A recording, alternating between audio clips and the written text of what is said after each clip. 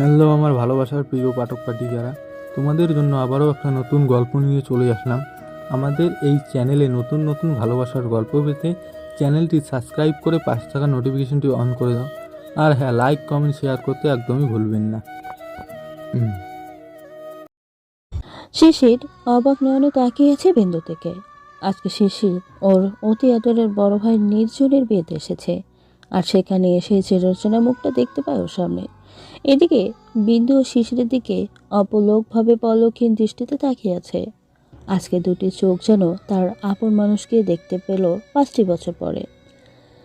কেউ যেন কারো দিক থেকে চোখের পলক সরাতেই পারছে না। কেউ হয়তো অভিমানকে বুকের বা পাশে রাগ দিয়ে চাপা রেখে, আবার কেউ বা প্রিয়জনকে এত কাছ থেকে দেখতে পেয়ে। শিশিরের ধ্যান ভাগে নির্জনের হালকা করে ডাকের শব্দে, কেননা বিন্দু ওর সামনে লজ্জা ভাব নিয়ে দাঁড়িয়ে আছে। ওই তোর কি হয়েছে? হ্যাঁ, সেই কখন থেকে এভাবে হ্যাবলার মতো আমার মিষ্টি শালিকার দিকে তাকিয়ে আছিস? বড় ভাই নির্জনের ডাক শুনে শিশির ও বিন্দু দুজনেই যেন সেই লজ্জা পেয়ে যায়। সবার মুড ওদের থেকে সরানোর জন্য শিশির বলে, ভাইয়া, আমার কি খেয়ে দেয়ে কোনো কাম নাই? তোমরা এই শাকচুন্নি পেতনি মার্কার শালের উপরে ফিদা হয়ে হা করে তাকিয়ে থাকবো? ভাই, তুই এটা কি বলছিস? হ্যাঁ, আমার শালির মতো এত সুন্দর মেয়ে এই জেলার ভিতর দ্বিতীয়টা খুঁজে পাবি, আর তুই তাকে পেতনি বলছিস? তোমার শাশুড় শাশুড়ি তো তোমার এই শালিকে অর্ডার করে বানিয়ে আনছে, যে এমন মেয়ে আর কোথাও পাওয়া যাবে না, যেই না চেহারা আবার নাম রাখছে পেয়ারা। শিশিরের ডাক শুনে বিন্দুর যেন রাগে পুরো শরীর আগুন জ্বলছে, যেন পারলে এখন শিশিরকে কাঁচা চিবিয়ে খাবে। 5টি বছর পরে দেখা হয়ে পরিবর্তন হয়নি শিশিরের মাঝে। বিন্দু রাগে কচকচ করতে করতে বলতে থাকে, ভাইয়া, আপনার এমন একটা জোকার মার্কা ভাই আছে, কই আমাদের তো আগে বলেননি। বললে তো আমি বাবাকে বলে এই বিয়েটাই হতে দিতাম না। আর সব থেকে বড় কথা, আপনি এত ভালো আর আপনার ভাই এমন কেন? আমি যদি জানতাম তুই এই আমার এত কিউট ভাবের একমাত্র পেতনি বোন, তাহলে আমি বুঝি ভাইয়ের সাথে তোর বোনের বিয়ে দিতাম। তোরই আমি কখনোই এটা হতে দিতাম না। দেখ শিশিরের বাচ্চা, একদম আমার মাথা গরম করাবি না বলে দিলাম। তুই আগেও যেমন ছিলি, আজকেও ঠিক তেমনই আছিস। আসলে কি জানিস, তোর মতো ছোট লোকদের সাথে কথা বলাটাই বৃথা। কেন এখানে হট্টগোল করে আমাদের সম্মানটা নষ্ট করছিস? আরে আমি তোকে কি বলেছি? তোরা কি সম্মানের কিছু বুঝিস? শুনে রাখ, এটা ভদ্রলোকের বাড়ি। এখানে তোর মতো বেইমানকে মানাই না। বিন্দুর এমন কথা শুনে নির্জন যেন শক্ত হয়ে গেছে, আর বাকি সবাই তো অবাকও তাকিয়ে আছে। শিশির তো বিন্দুকে দেখার পর থেকে খুব কষ্ট করে হলেও সবার মাঝে হাসি খুশি থাকার চেষ্টা করেছে, কিন্তু বিন্দুর এমন করে কথাটা বলাটা যেন ওর বুকটাকে ছিন্ন বিচ্ছিন্ন করে দিচ্ছে। শিশির চোখের পানি মুছে সেখান থেকে চলে যায়, বিন্দুর কথার কোনো জবাব না দিয়ে। এদিকে 5 বছর আগে সেই চিরচেনা চোখ জোড়া যেন আজও ওদের চলে যাওয়ার দিকে তাকিয়ে আছে, যেভাবে সেই 5 বছর আগেও তাকিয়েছিল। কে সেই মানুষটা? জানতে হলে সাথেই থাকুন। নির্জন পেছন থেকে ডাকছে, তবুও শুনছে না শিশির। এই শিশির, শিশির, কোথায় যাচ্ছিস? ভাই, আমার কথাটা শুনে যা। নির্জন খুব ভালো করেই জানে শিশিরের রাগ হলে কারোর কথাই শোনে না, তাই নির্জন শিশিরকে আর ডেকে বৃথা সময় নষ্ট না করে বিন্দুকে জিজ্ঞেস করে, বিন্দু, তুমি কি আগে থেকেই আমার ভাইকে চেনো? যেটা শিশির আমাকে কখনো বলেনি, যেখানে শিশির ওর সাথে ঘটে যাওয়ার সব ঘটনাই আমার সাথে শেয়ার করতো, কখনো কোনো কথা লুকাতো না। আমি ওকে চিনি না মানে? আমি ওকে সে আগে থেকেই চিনি। ও একটা বেইমান আর ছোট লোক। ওর টাকার লোভে পড়ে আমার সাথে বিশ্বাসঘাতকতা করেছে। বিন্দুর এমন কথা শুনে শিশিরের ভাই যেন কিছুই বুঝতে পারছে না, সব যেন ওর মাথার উপর দিয়েই যাচ্ছে। নির্জন কিছু বলতে যাবে তার আগেই সেখানে বিন্দুর ভাই শান্ত এসে বলে। শান্ত শিশিরের একমাত্র বন্ধু ছিল। শান্ত আর বিন্দু যমজ ভাই বোন হওয়ায় একসাথে লেখাপড়া করেছে। তুই ঠিক বলেছিস বিন্দু। আমার বন্ধু শিশির আসলেই একটা ছোট লোক, ফকির, বেঈমান, আরো কত কি। সত্যি ওকে আমার বন্ধু বলে রাখতে বিবেকে বাধে আসে। কারণ কি জানিস? কারণ ও আমার বন্ধু না, বরং ভাই হবার যোগ্যতা রাখে। চুপ কর, ওর মতো বেইমানকে তুই কিভাবে ভাই বলিস? তুই জানিস না ও টাকা পেলে সবকিছু করতে পারে? ও একটা লোভী। তুই ওর মতো লোভী মানুষ পৃথিবীতে দ্বিতীয়টা দেখেছিস কখনো? শিশির এতটা লোভী বলে আমি ওকে এত পছন্দ করি। তুই হয়তো ওকে লোভী, ছোট লোক, স্বার্থপর ভাবিস, কিন্তু আমি ভাবি না। কেন জানিস? কারণ ও বেইমানি করেছে বলেই আমরা তোকে এই পৃথিবীতে দেখতে পারছি আর এত সুন্দর একটা পজিশনে আছিস। আর তুই যে আমার বোন সেটা অন্যকে দেখাতে পারছি, নাহলে সবাইকে বলতে হতো আমার বোন বিন্দু মারা গেছে। কি বোঝাতে চাস তুই? আমি মনে হয় তোর চাল বুঝি না। নিজের বন্ধুকে আমার কাছে ভালো সাজাতে চাচ্ছিস, তাই না? তুই এটা ভুলেও মনে করিস না আমি ওকে আবার আপন করে নিব। শুনে রাখ, ন্যাড়া বেলতলায় একবারই চাই। আচ্ছা শান্ত হও, তুমি একটু খুলে বলো তো বিন্দুর সাথে শিশিরের কি সম্পর্ক? আর বিন্দু শিশিরকে বেইমানি বা বলছে কেন? সব তো আমার মাথার উপর দিয়ে যাচ্ছে। ভাইয়া, আপনার ভাইটা না আসলেই স্বার্থপর। কেন জানেন? কারণ ও অন্যের সাহায্যে হাত বাড়াতে গিয়ে নিজের বিপদে পড়ে। আর বিন্দুর সাথে শিশিরের কি সম্পর্ক জানতে চান? তাহলে আপনাদের 5 বছর 8 মাস 20 দিন আগের অতীত থেকে ঘুরে আসতে হবে, না হলে কিছুই বুঝতে পারবে না। তাহলে চলেন সেই দিনের কথা জেনে আসি। হ্যাঁ শান্ত, আমি শুনতে চাই। তুমি তাড়াতাড়ি শুরু থেকে শেষ পর্যন্ত বলো, না হলে আমি কিছুই জানতে পারবো না। ঠিক আছে ভাইয়া, আপনি শুনতে থাকেন, আমি সবটাই বলতাছি তাহলে। শিশির পড়াশোনার জন্য বাড়িতে না থেকে সুবিধার জন্য শহরে থাকে। আজকে শিশির ভার্সিটিতে প্রথম দিন, তাই পরিপাটি হয়েই ভার্সিটিতে যাওয়ার জন্য বেরিয়ে পড়ে। প্রায় হেঁটে হেঁটে ভার্সিটিতে যাচ্ছে শিশির। আমাদের গল্পের নায়ক খুব যে বেশি স্টাইলিশভাবে সেজেছে তা কিন্তু নয়। আমাদের নায়ক তো সিম্পল একজন মানুষ, তাই সাধারণ জিনিস বেশি পছন্দ করে। প্রথম দিন কেমন কাটবে সেটা ভেবেই বুকের ভেতরে গুতাগুতি শুরু করছে শিশিরের। সকল চিন্তা ভাবনাকে বুকের বাম পাশে ধামাচাপা দিয়ে ভার্সিটির গেট দিয়ে প্রবেশ করে। তেমন কাউকে চেনে না বলেই একটা গাছের নিচে গিয়ে বসে। কেননা শিশির হাত ঘড়িটার দিকে তাকিয়ে দেখে এখনো গুনে গুনে ক্লাস শুরু হওয়ার 20 মিনিট বাকি আছে। শিশির আশেপাশে তাকিয়ে দেখছিল পুরো কলেজটাকে। এমন সময় পেছন থেকে একটা ছেলে এসে ওর সামনে দাঁড়িয়ে বলে, হাই, আমি শান্তু। আপনার নামটা কি জানতে পারি? হাই, আর কেন জানতে পারবেন না বলেন? কারণ নাম জানতে তো আর পয়সা লাগে না। আমি হলাম শিশির, আর আজকেই এখানে প্রথম।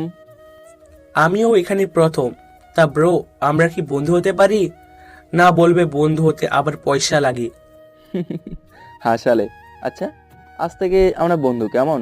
তা শান্ত, তোর এখানে আর কোনো বন্ধু বান্ধব নেই? না, তেমন বন্ধু বান্ধব তো নেই, তবে এখানে আমার বোন পড়ে আর একটা বান্ধবী আছে। সময় হলে তোকে পরিচয় করিয়ে দেবো। আগে পরিচয় করালে যদি আবার প্রেম করতে শুরু করিস তাহলে বিপদ। ও তাই নাকি? আর শোন, বন্ধুর বোনের সাথে কিন্তু প্রেম করলে সেই মজা, কেননা প্রেমের রিস্ক থাকে কম। হ, কইছে তরে। আচ্ছা তুই এখানে 2 মিনিট দাঁড়া, আমি গিয়ে একটা কাজ করে আসি, কেমন? আচ্ছা যা, তুই যে মেয়েদের সাথে টাঙ্কি মারতে যাচ্ছিস সেটা আমি খুব ভালো করেই জানি, বুঝলি? বন্ধুটা যখন আমার, তখন এতটুকু তো বুঝতে হবেই, তাই না? আচ্ছা আমি তাহলে আসি, তুই একটু অপেক্ষা কর। শান্ত কথাটা বলি সেখান থেকে অন্যদিকে চলে যায়। আর এদিকে শিশিরের চোখ গেটের দিকেই যেন কোনো একটা সুন্দর জিনিসের উপরে আটকা পড়ে যায়। কোনোভাবেই যেন চোখ সরাতে পারছে না শিশির। কেননা শিশির এত সুন্দর আর স্মার্ট মেয়ে এর আগে কখনো দেখেনি। মেয়েটা হালকা গোলাপি রঙের একটা থ্রি পিস পরেছে, সাথে সবকিছু ম্যাচিং করা। চুলগুলো যেন মাথা ভর্তি লম্বায় যেন কোমর ছাড়িয়ে, উফ, দেখতে যে কি সুন্দর লাগতেছে যেটা বলে বোঝানো দেয়। ঠোঁটে লিপস্টিক, কানে তো ছোট্ট ঝুমকো, কপালে ছোট্ট একটা টিপ। শিশির ধ্যান পাকে শান্ত ডাক শুনে। আর একটা কথা, এত সময় গেটের কাছে দাঁড়িয়ে থাকা মেয়েটা চলে গেছে। এই শিশির, তোর কি হয়েছে? হ্যাঁ, আমি তোকে সেই কখন থেকে শুধু ডেকেই যাচ্ছি, তোর শোনার কোনো নামগন্ধই নেই। আর তুই ওই দিকে বা কি দেখছিস? হা করে শুনি। শিশির শান্তর কথা শুনে একটু অবাক হয় আর তাড়াতাড়ি ওই দিক থেকে ধ্যান ফিরিয়ে শান্তকে বলে, বন্ধু, আমি তো একটা জিনিসের প্রেমে পড়ে গেছি, ওই যে দেখ ওইখানে। শিশিরের কথা শুনে শান্ত ওইদিকে তাকিয়ে দেখে কিছুই নেই। তাই শান্ত শিশিরকে উদ্দেশ্য করে বলে, আচ্ছা দোস্ত, আমি জানি সবাই কোনো না কোনো মেয়ের প্রেমে পড়ে, তাহলে তুইও একটা জিনিসের প্রেমে পড়লি যে? আর ওই দিকে বা কি দেখাতে বললি? ওই দিকে তো কিছুই দেখতে পেলাম না। ইস রে দোস্ত, গালতে সে মিস্টেক হয়ে গয়া। আসলে আমি কোনো জিনিসটা না, বরং একটা সুন্দরীর প্রেমে পড়ছি। আর ওকেই আমার আম্মু আব্বুর বউ বানামু, একদম পাক্কা। তবে সেই মেয়েটা এখানেই তো ছিল, তাহলে গেল কোথায়? সেটা তো আমি জানি না, কেননা আমার হবু ভাবিকে শুধু তুই দেখেছিস, আমাকে তো দেখাসনি। আর এখন চল ক্লাসে যাই, আর ভাবি যদি এখানে পড়ে তাহলে আবার দেখা হবে, কেমন? চল, ওকে তো খুঁজে বের করতেই হবে। ওই সুন্দরী কোথায় চলে গেলা? এই বুকের মাঝে শিরন জাগিয়ে বুঝতেই পারছি না। দোস্ত শোন, প্রথমেই কারো প্রেমে পড়তে নেই। কারো প্রেমে পড়তে গেলে ধীরে ধীরে প্রেমে পড়তে হয়, না হলে তার সম্পর্কে কিছুই জানা হয়ে ওঠে না। পরে শুধু কষ্ট, আর কষ্টই শুধু কপালে জোটে। কিরে শান্ত, তুই কি এইসব বিষয়ে মাস্টার ছিলি নাকি? না আবার 101টা প্রেমে স্যাকা খেয়ে আমাকে বোঝাচ্ছিস? বন্ধু, আমিও তোর মতো প্রথম দেখায় একটা মেয়ের প্রেমে পড়েছিলাম, কিন্তু সেই মেয়েটা আমার একদম স্থায়ী হয়নি, কেননা মেয়েটা আগে থেকে অন্য একটা ছেলেকে ভালোবাসতো। কি বলিস? সেই মেয়ে তোর সাথে এত বড় গেম খেলে চলে গেল, আর তুই কিছুই বলি না? আমার তো কেমন কেমন জানে লাগছে। আসলে দোস্ত, আমিও সেই মেয়েটাকে মনে প্রাণে ভালোবাসতাম, তাই কিছু বলতে পারিনি। নীরবে তার চলে যাবার দিকে চেয়েছিলাম। সে যাবার সময় একটা কথাই বলে গেছিল, আমি 2 নৌকায় পা দিয়ে নদী পার হয়ে দেখতে চেয়েছি মজা কি রকম। আর আমি যেন কারো সম্পর্কে না জেনে প্রেমে না পড়ি। বন্ধু আমার প্রেমের স্যাকা খেয়ে একদম দেবদাস হয়ে গেছে। এখন কথা না বলে চল। আর হ্যাঁ, একটা কথা শুনে রাখ, আমাকে বোঝাতে আসলে আমি কিন্তু তোর বোনের সাথে লাইন মারমু, মনে রাখিস। আরে বন্ধু, সেটা তো হলো তো তোর জীবন ধন্য, কেননা বিন্দু কারোর সাথে রিলেশন করে না। ওর একটাই কথা, প্রেম করলে একজনের সাথেই করবে, যাকে ও বিয়ের জন্য বেছে নিবে। কি বলিস? তাহলে তো অন্য মেয়ের সাথে লাইন না মেরে তোর বোনের জন্যই আমাকে অপেক্ষা করতে হবে। দেখা যাবে, আমার বোনকে তো চেনো না। যখন চিনবা তখন লাইন মারা তো দূর কি বাত, কথা বলারও সাহস করবি না। এভাবেই ওরা 2 বন্ধু কথা বলতে বলতে সেখান থেকে চলে আসে ক্লাসের রুমে। ওরা লাস্টের একটা বেঞ্চে গিয়ে বসে পড়ে। স্যার ক্লাস করতে শুরু করে। শিশির এত সময় একদম খেয়াল করেনি যে ওর ক্রাশ ওর সাথে একই ক্লাসে পড়ে। শিশির বাইরের দিকে তাকাতেই সামনের বেঞ্চে দেখতে পায় সেই মেয়েটা বসে বসে স্যারের কথা শুনছে আর কলম কামড়াচ্ছে। শিশির পলকহীন দৃষ্টিতে ওই মেয়ের দিকে তাকিয়ে আছে। কখন যে ক্লাস শেষ হয়ে গেছে ওইদিকে কোনো খেয়াল নেই শিশিরের। এদিকে সেই মেয়েটি শান্তর সামনে এসে, ভাইয়া, এই গাদ্দা বেটা কে? হ্যাঁ, আমার দিকে এমন ভাবে তাকিয়ে আছে কেন? মনে হচ্ছে চোখ দিয়ে আমাকে গিলে খাবে। বিন্দু, ও হলো শিশির। আজকে প্রথম আমার সাথে পরিচয়, আর সবচেয়ে বড় কথা হলো আমার বন্ধু। আমি আজকেই ওকে বন্ধু বানিয়েছি। তুই আসলেই কেমন, যাকে সামনে পাস তাকে ভালোবাসতে গিয়ে ছাকা খাস, আর বন্ধু বানাতে গিয়ে মনে আঘাত পাস। কি করব, আমার যে কপালটাই এমন। তবে শিশিরকে দেখে অমনটা মনে হয়নি আমার। আমি জানি ও খুব ভালো একটা ছেলে। দাঁড়া, তোকে ওর সাথে পরিচয় করিয়ে দিই। ওর সাথে পরিচয় হতে আমার বয়ে গেছে। তোর বন্ধুকে বলে দিই আমার দিকে এমন হ্যাবলার মতো যেন না তাকায়, তাহলে কিন্তু আমি ওর চোখ উপরে নেব। বিন্দু কথাটা বলি আঙ্গুল ছাকাতে ছাকাতে সেখান থেকে চলে যায়। আর ওদিকে শান্ত শিশিরের দিকে তাকিয়ে দেখে শিশির এখনো সেই আগের মতোই তাকিয়েছে সেই দিকে। এই শালা, এভাবে তাকিয়ে কি দেখো? সে কখন থেকে দেখছি তুই কিছু একটা দেখছিস। শান্তর কথা শুনে শিশিরের ধ্যান ভেঙে যায়। আর এইদিকে শিশির শান্তকে বলে, দোস্ত, তুই তো এইসব বুঝবি না। খাইছিস তো শুধু প্রেমের স্যাকা, এখন ফিলিংস কিভাবে বুঝবি? জানিস, আমি আমার ক্রাশকে দেখছি, ওই যে দেখ। এবারও দেখতে পায় বিন্দু সেখানে নাই। আসলে বিন্দু ওর বান্ধবীর সাথে ওয়াশরুমে গেছে, তাই শিশির ওর ক্রাশকে শান্তকে দেখতে পারল না। দূর বেটা, আজকে তুই আমাকে দেখতে পারলি না। তুই আসলেই তোর ক্রাশকে দেখবি বলে দম মারিস আমার সাথে। দূর বেটা, তুই শালা কপাল খারাপের লোক। আমি সারাক্ষণ ওকে 2 চোখ ভরে দেখি, কিছুই হয় না। আর তোকে দেখানোর কথা বললেই ক্রাশ আমার সেখান থেকে গায়েব হয়ে যায়। তুই শালা 34 দেখিয়ে তাবিজ নে। কি আর করব দোস্ত, এখন তো দেখছি তোর জন্য আমাকে কবিরাজের থেকে তাবিজ নিতেই হবে। হয়েছে, এখন চুপ থাক। আমার ক্রাশটা কোথায় গেল সে চিন্তায় আমি বাঁচি না। আর সেই কথা না হয় বাদ দিলাম। তুই তো বলেছিলি তোর বোন আমাদের সাথেই পড়ে, কই আমাকে তো দেখালি না? কেন রে, প্রেম করতে ইচ্ছে করতেছে নাকি আমার বোনের সাথে? আর সে তো একটু আগেই আমার সাথে কথা বলে গেল, আর বলে গেল তুই নাকি ওর দিকে তাকিয়ে থাকোস।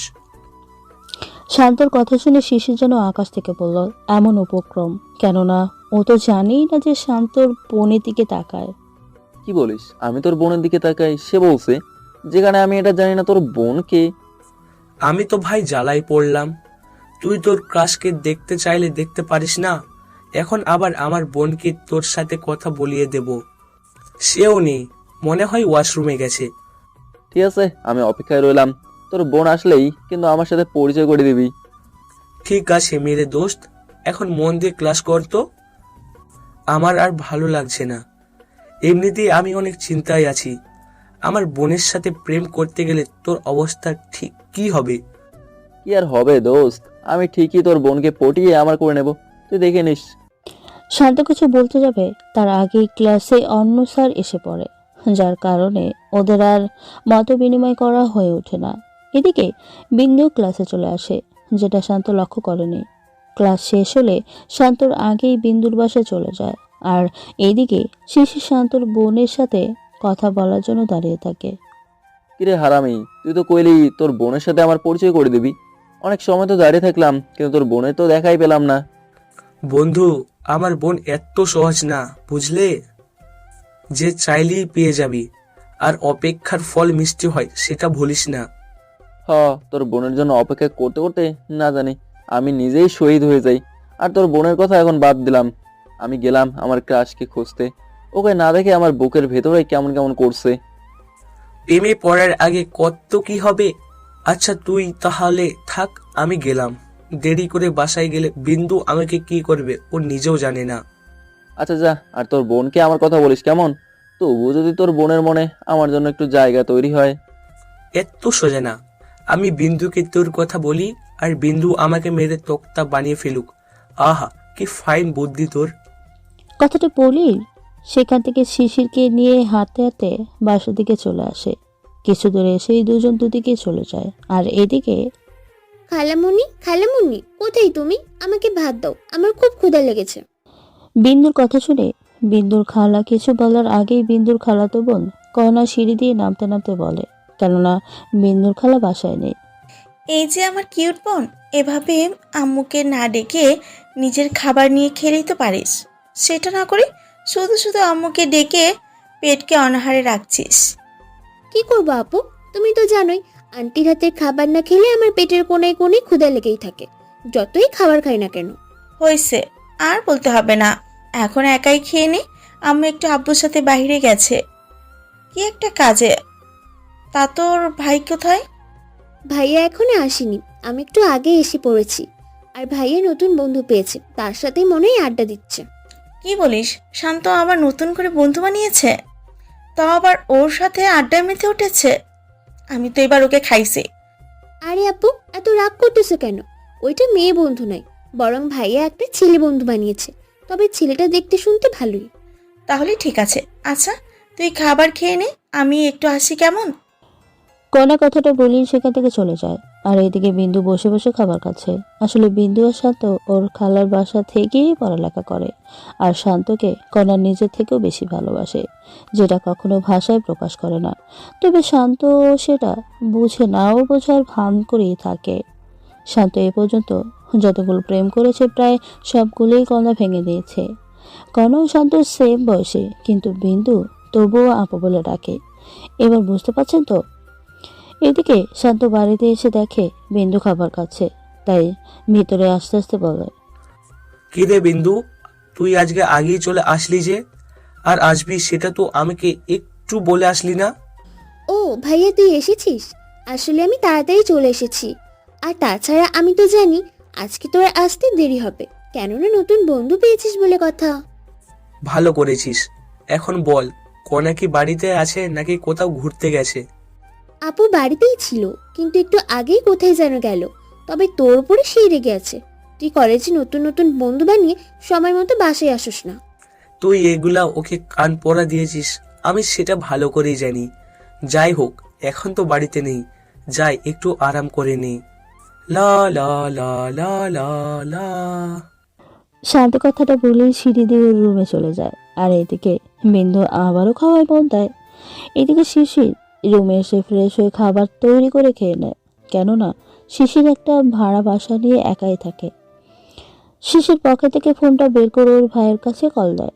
কলটা বাতাসে ভেসে ভেসে সেই মোবাইলে আসতেই রিসিভ করে। হ্যালো ভাই, কেমন আছিস তুই? হ্যাঁ ভাইয়া, আমি খুব ভালো আছি। তা ভাইয়া, তোমরা সবাই কেমন আছো? কতদিন হলো তোমাদের চোখের দেখা দেখি না। আমরা সবাই ভালো আছি। আর তোকে কি আমাদের দেখতে ইচ্ছা করে না বল? তোকে না দেখে আমরাও তো পাগল প্রায়। তাই একটু বাড়িতে এসে ঘুরে গেলেই তো পারিস। কিসের আশায় বাড়িতে যাবো বলো? তুমি বিয়ে করে ঘরে একটা বউ আনলেই তো আমি ভাবির সাথে দুষ্টুমি কর লোভে বাড়িতে যেতাম, সেটা তো করতেছো না। ওরে বাটপার, বাবা মা তোকে দিয়ে আমার বিয়ের কথা বলতে বলছে, তাই না? আমি তো এইগুলো বুঝি। আসলে তোরা আমাকে কেউ ভালোবাসিস না।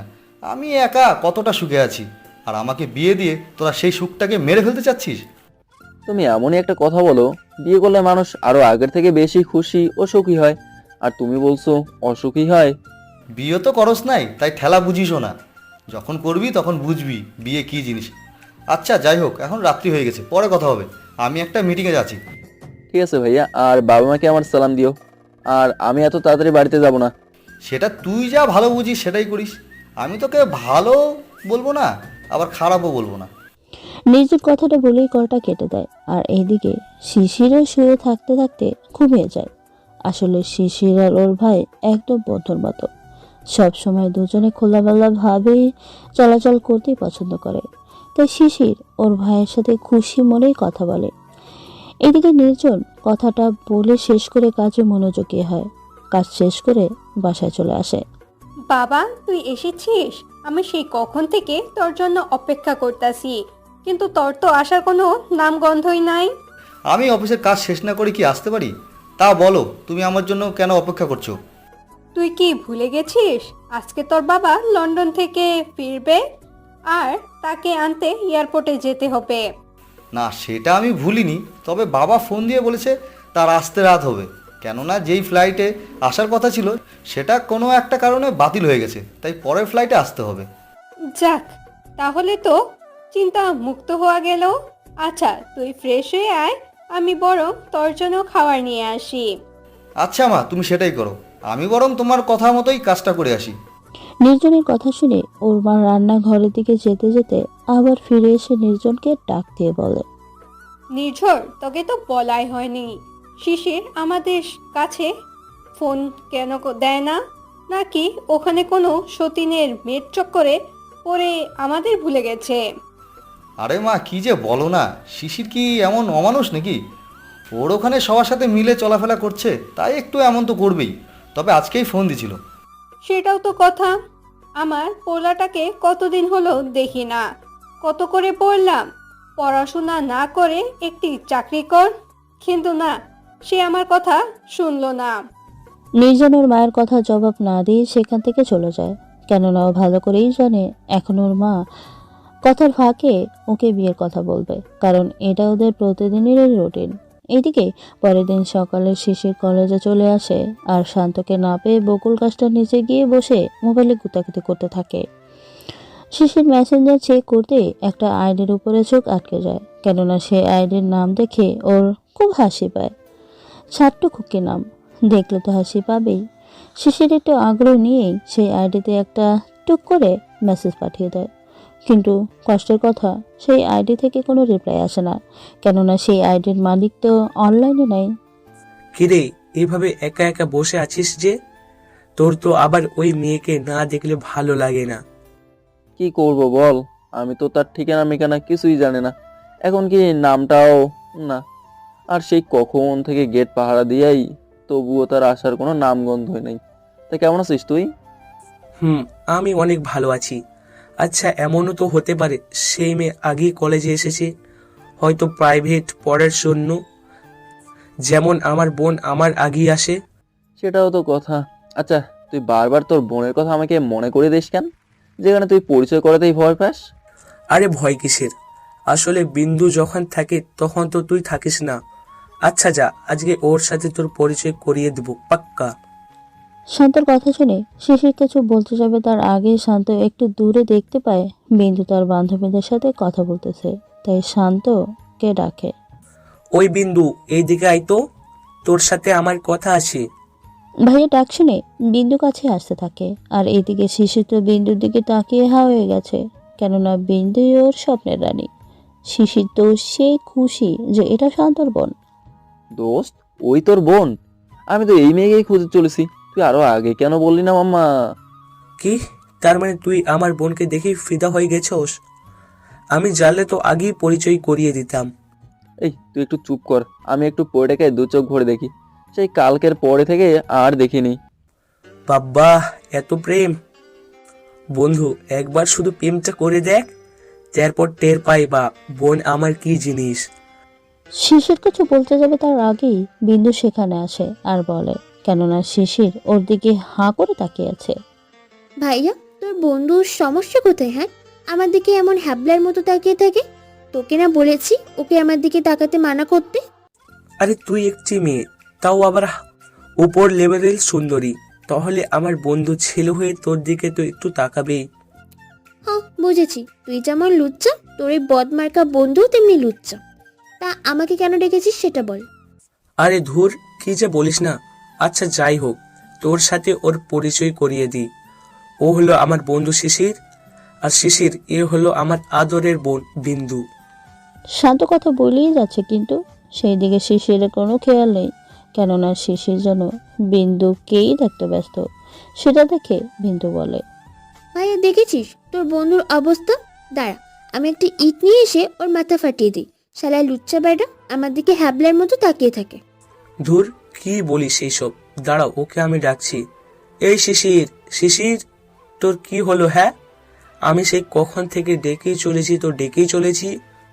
শান্ত ঝাঁকি দিয়ে কথা শুনে শিশির এবার বিন্দুর উপর থেকে ধ্যান সরিয়ে ফেলে, আমতা আমতা করে বলে, দোস্ত, তুই কি আমার পরিটাকে একটু শান্তিতে দেখতেও দিবি না? কি অপূর্ব সুন্দর! আল্লাহ মনে হয় তার নিজের হাতে আমার জন্য তাকে বানিয়েছে। শিশিরের কথা শুনে বিন্দু তো রাগে ফুঁসতেছে, আর এদিকে শান্ত তো কিছুই বলতেছে না, কেননা ও জানে এখন কিছুই বললে বিন্দু ওকে খবর করে ছাড়বে। আর এইদিকে শিশির কি বলছে সেটা যেন ওর ধারণার বাইরে। শান্ত বারবার শিশিরের শরীরে ধাক্কা দিয়ে বলছে, এই শিশির, কি বলিস? হ্যাঁ, তোর কি মায়ের খাবার ইচ্ছা হয়েছে নাকি? তাড়াতাড়ি জ্ঞান ফের, নাহলে তোর কপালে শনি আছে। বন্ধু, আমি এই মেয়ের জন্য শনি রবি সবকিছুই মাথা পেতে নিজে রাজি আছি। দেখেছিস ভাইয়া তোর বন্ধুর অবস্থা? আমি কি তোকে এমনি বলি? এমন বন্ধু বানানো থেকে দূরে থাক। ডিসকাস্টিং একটা। ধুর। বিন্দু কথাটা বলি সেখান থেকে হনহন করে চলে যায়। তবে ওদের সামনে রাগ দেখালো বিন্দু মনে মনে শিশিরের কাণ্ড দেখে সেই খুশি, কেননা বিন্দু শিশিরকে পছন্দ করতে শুরু করেছে। এই যে মহারাজ, এভাবে আর তাকিয়ে থেকে লাভ নেই। বিন্দু চলে গেছে। শালা, আমার আর কোনো ইজ্জত রাখলি না বোনের সামনে। এভাবে কারোর দিকে কেউ তাকিয়ে থাকে? কি করব বল, তোর বোন এত সুন্দর যে মন চায় শুধু তাকিয়েই থাকি, শুধু তাকিয়েই থাকি। ইস, তুই আরো আগে কেন বললি না এটা তোর বোন? আমি কি জানি নাকি তুই তোলে তোলে আমার বোনকে দেখেই ফিদা হয়ে গেছস? তাহলে তো অনেক আগেই পরিচয় করিয়ে দিতাম। যাই হোক, এখন তো পরিচয় হলি, এখন চল ক্লাসে যাই। চল যাই। আর বন্ধু, তোর বোনের নাম্বারটা আমাকে দে না, একটু মনের কোণে জমে থাকা কথাগুলো বলে হালকা হতাম। হ, আমারে তো পাগলা কুত্তাই কামড়াইছে। তোরে বিন্দুর নাম্বার দিয়ে আমি নিজেই ওর হাতে কেলানি খাই। এমনিতেই বিন্দু যে রাগি মেরে, বাবা দেখলি ভয় লাগে। যা শালা ভিতুর ডিম, তোর থেকে নাম্বার নিতে হবে না। আমি আমার পছন্দের মানুষকে আমার করার জন্য একাই মাঠে লড়বো, তোকে লাগবে না। এইভাবে নানান রকমের কথা বলতে বলতে ওরা ক্লাসরুমের দিকে চলে যায়। ক্লাসে এসে দেখে সবগুলো সিট ভর্তি হয়ে গেছে, শুধুমাত্র একটা বেঞ্চ ফাঁকা আছে, সেটাও বিন্দুর পাশেই। এটা দেখে শিশির তো সেই খুশি। শিশির বিন্দুর পাশে বসে শান্তকে পাশে বসতে দেয়। শিশিরকে দেখে বিন্দু তো চোখ গরম করে এমন ভাবে করে যেন খুব রেগে আছে, কিন্তু ভেতরে ভেতরে খুব খুশি হচ্ছে বিন্দু। এদিকে শিশির সাহস করে চুপে চুপে নরম সুরে বিন্দুকে বলে, তুমি আমার দিকে এভাবে তাকিয়ে আছো কেন? আমি তো বারবার তোমার ওই চোখের মায়ায় পড়ে যাচ্ছি। কি বললি? আমি তোর দিকে তাকিয়েছি? ওই শালা লুচ্চা, তোর মাঝে এমন কি আছে যে আমি তোর দিকে হাঁ করে তাকিয়ে থাকবো? প্রেমের চোখ দিয়ে দেখলে আমার মাঝে অনেক কিছুই দেখার মতো পাবে। তুমি শুধু একবার ট্রাই করে দেখো। শিশিরের কথা শুনে বিন্দু তো রাগে ফুঁসে থাকে। শিশিরকে কিছু বলতে না পেরে শান্তকে ডাক দিয়ে বলে, ভাইয়া তোর লুচ্চা বন্ধুকে বলে দে আমার সাথে কথা না বলতে। যদি আমার রাগ ওঠে তাহলে কিন্তু ওর খবর আছে কইলাম। এই তোরা কি শুরু করলি? একটু চুপ থাক, স্যার যদি দেখে তাহলে মজা বুঝাইবেন। শান্তর কথা শুনে ওরা আর কিছুই বলে না, তবে বিন্দুর আগে ফুসফুস করতেছে। শিশিরের এভাবে তাকিয়ে থাকা দেখে দেখতে দেখতে এভাবে অনেকগুলো দিন চলে যায়। এখন ওদের মাঝে একটু হলেও ভালো আন্ডারস্ট্যান্ডিং হয়েছে। একদিন বিকেলে দোস্ত, অনেকদিন তো হয়ে গেল বিন্দুকে শুধু দূর থেকে ভালোবেসে যাচ্ছি। আর কতদিন এভাবে তোর বোনকে মনের কথা না বলে থাকবো? যদি পাখি উড়াল দিয়ে অন্য খাঁচায় চলে যায় তখন তো শুধু আফসোস করতে হবে। তাই আমি ভাবছি কালকে ওকে ভালোবাসার কথা বলবো। শিশিরের কথা শুনে শান্ত তো মনে হয় আকাশ থেকে পড়লো, কেননা শান্ত অবাক চোখে শিশিরের দিকে চেয়ে আছে আর মনে মনে ভাবতে থাকে, যে মেয়েকে ভালোবাসার কথা বলায় কত ছেলের হাত পা ভেঙে দিছে তার হিসাব নাই। আর ও নাকি বিন্দুকে প্রপোজ করবে। শিশির, তুই যা বলিস সেটা কি ভেবে চিন্তা বলছিস না এমনি বললি? তোর কি আমাকে মিথ্যাবাদী মনে হয়? হ্যাঁ, যে আমি যেটা বললাম সেটা সত্য কথা না? আরে আমি তোর ওই রাগওয়ালে বোনকে সত্যি অনেক বেশি ভালোবাসি। সেটা তো আমি ভালো করেই জানি, কিন্তু আমার তো তোর জন্য চিন্তার শেষ নেই। কেননা এ পর্যন্ত যতগুলো ছেলে বিন্দুকে প্রপোজ করে এসেছিল সবগুলোই ভালোভাবে হেঁটে এসে ল্যাংড়া হয়ে খুঁড়িয়ে খুঁড়িয়ে বাসায় গেছে। তাই ভাবছি আমি তোর জন্য আগে হাসপাতালের ভিআইপি একটা সিট বুকিং দিয়ে রাখি। বলা তো যায় না, কখন কি জানি কি হয়। চুপ শালা, কিসের কি আমাকে একটু সাহস দিবি সেটা না করে তুই বরং আমাকে ভয় দেখাইতেছস। তুই তো শালা বন্ধু নামে শত্রু। এভাবে দুই বন্ধু আরো অনেক কথা বলে। দেখতে দেখতে রাত হয়ে আসে।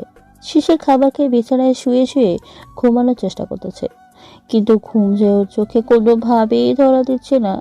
চোখ বন্ধ করলে বারবার বিন্দুর চাঁদ মুখটাই ভেসে উঠতেছে। বিন্দু, তুমি আমাকে কি জাদু করিলা? হ্যাঁ, আমি খাইতে পারি না, ঘুমাতে পারি না, সব সময় শুধু তোমার কথাই মনে হয়।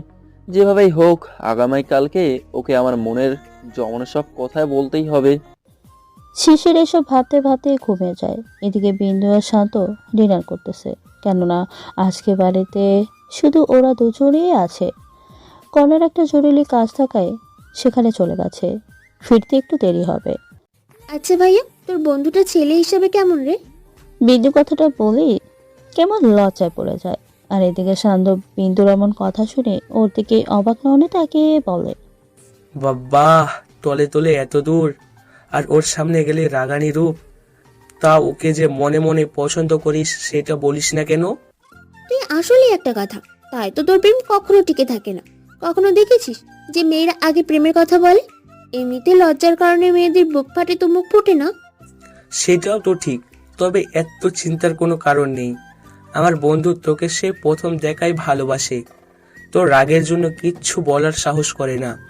তবে আগামীকাল তোকে ওর মনের কথা বলবে। ভাইয়া তুই সত্যি বলছিস তোর বন্ধু আমাকে সত্যি সত্যি আগে থেকে ভালোবাসে? ইস, আমি যে কেন আরো আগে তোকে বললাম না?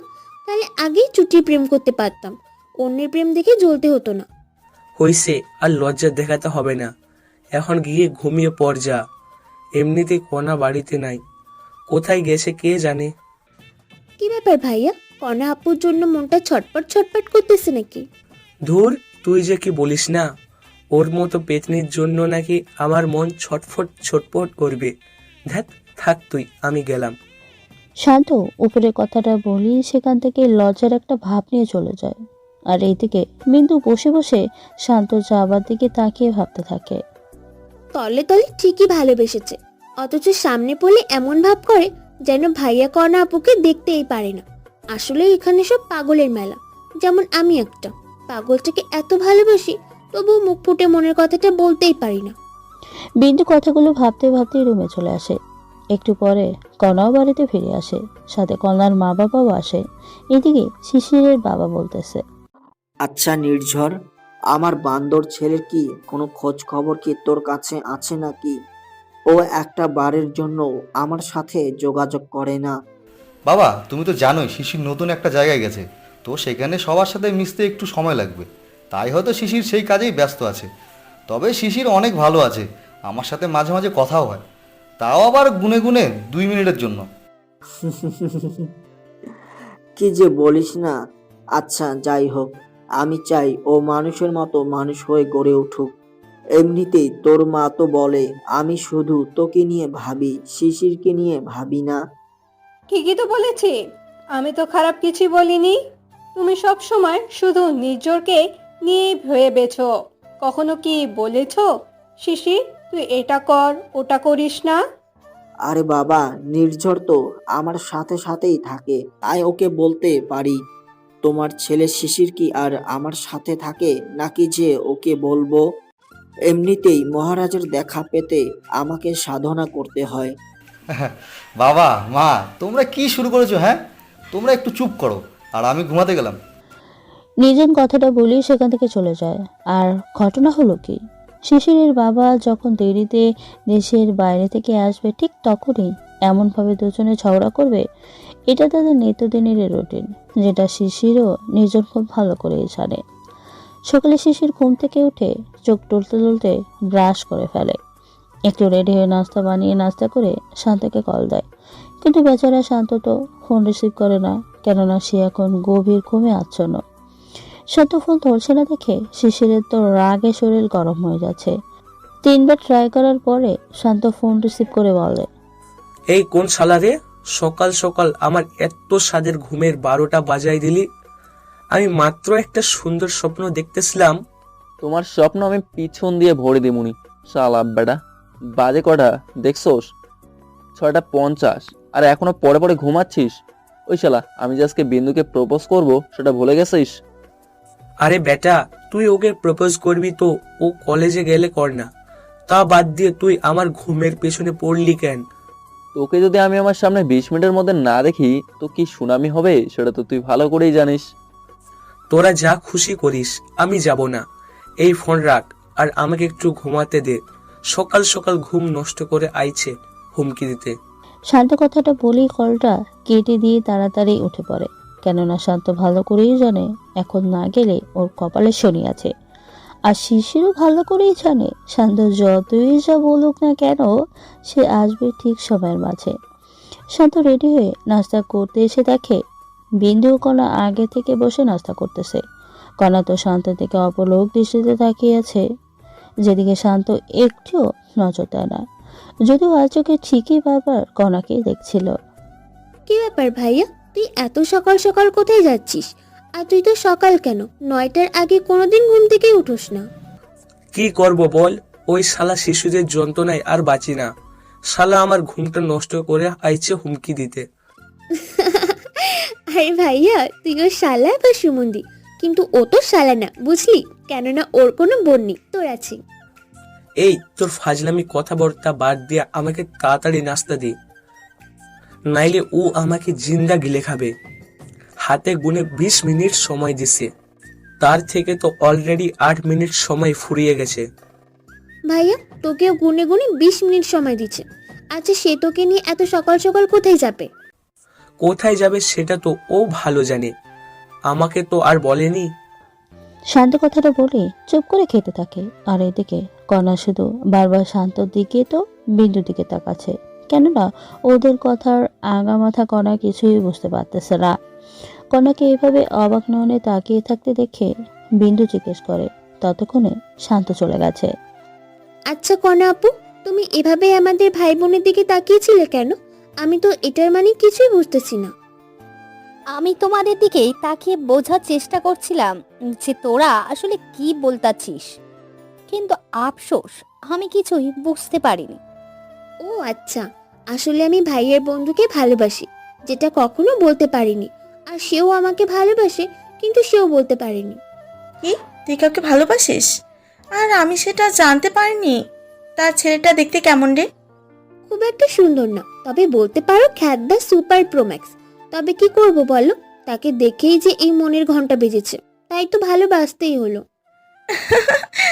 আচ্ছা, দেখা যাবে তুই কোন মডেলের খ্যাত ছেলেকে ভালোবেসেছিস। তোর মুখের কথা আমি একটু বিশ্বাস করব না। এইভাবে ওরা দুজন কথা বলতে থাকে। আর এদিকে শান্ত দেখতে পায় শিশির রাস্তার ধারে ওর জন্য দাঁড়িয়ে আছে। শান্ত শিশিরের সামনে আসতেই শিশির পাশে থাকা একটা লাঠি নিয়ে দেয় একটা দৌড়ানি। দৌড়াতে দৌড়াতে দুজনেই হাঁপিয়ে গেছে। তুই কি রে? আমি এত হাঁপাইয়া গেছি আর তুই একটুও হাঁপাস নেই? মনে হচ্ছে তুই সেনাবাহিনীর ট্রেনিং নিয়ে এসেছিস।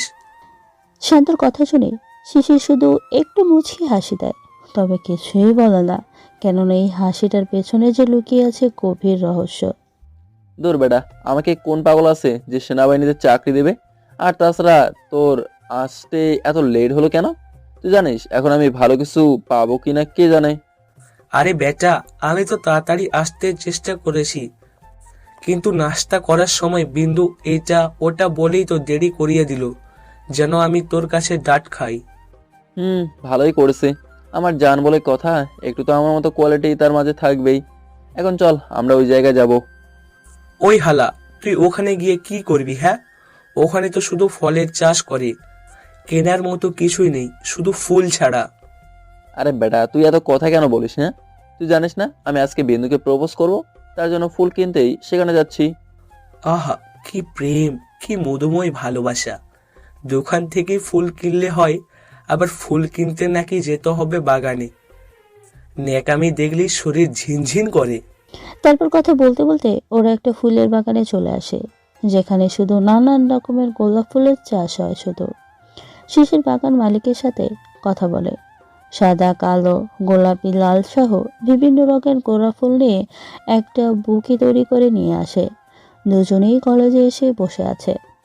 কিরে দোস্ত, তোর বোন কোথায়? আমার তো আর তর সইছে না, একটু ফোন দিয়ে দেখ না সে কোথায় আছে। তোদের এই প্রেমের কাছে তো আমার মনে হচ্ছে ইউসুফ জুলেখার প্রেমও ফেল মারবে। আরে বেটা, মেয়েদের সাজুগুজু করে কলেজে আসতে একটু দেরি তো হবেই, তাই না? এ তো আমাদের মতো নয় যে একটি শার্ট আর একটি প্যান্ট পরে হাত দিয়ে চুল ঠিক করতে করতে কলেজে পেয়ে যাই। তুই আমার সাথে মজা নিতেছোস না? দেখিস তোর প্রেমের সময় আমি কিভাবে মজা নিই। সাধ্য কিছু বলতে যাবে, তার আগে দেখতে পায় বিন্দু কলেজের গেট দিয়ে ভেতরে প্রবেশ করছে।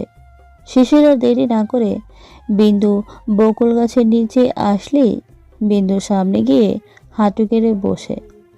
বিন্দু তো শিশিরকে ওর সামনে এভাবে বসতে দেখে অবাক, আর পুরো কলেজের সবাই ওদের দিকে তাকিয়ে আছে।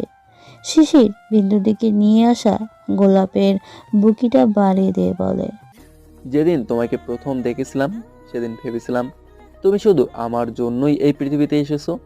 নাটোরের বনলতা সেনকেও হার মানায় তোমার সৌন্দর্য। সময়ের বোবা ট্যানেলের লম্বা পথ পেরিয়ে আজ এসে সামনে দাঁড়িয়েছি তোমার। প্রথম দেখাতেই তোমার প্রেমে পড়েছি। তুমি এখন আমার স্বপ্ন বাস্তব সবটা জুড়ে। কথাটা তোমাকে কখনো সামনাসামনি বলতে পারিনি, তাই আজকে এই মধুর লগনে বলছি। ওগো প্রিয়, তোমাকে যে বড্ড বেশি ভালোবাসি। আই লাভ ইউ বিন্দু।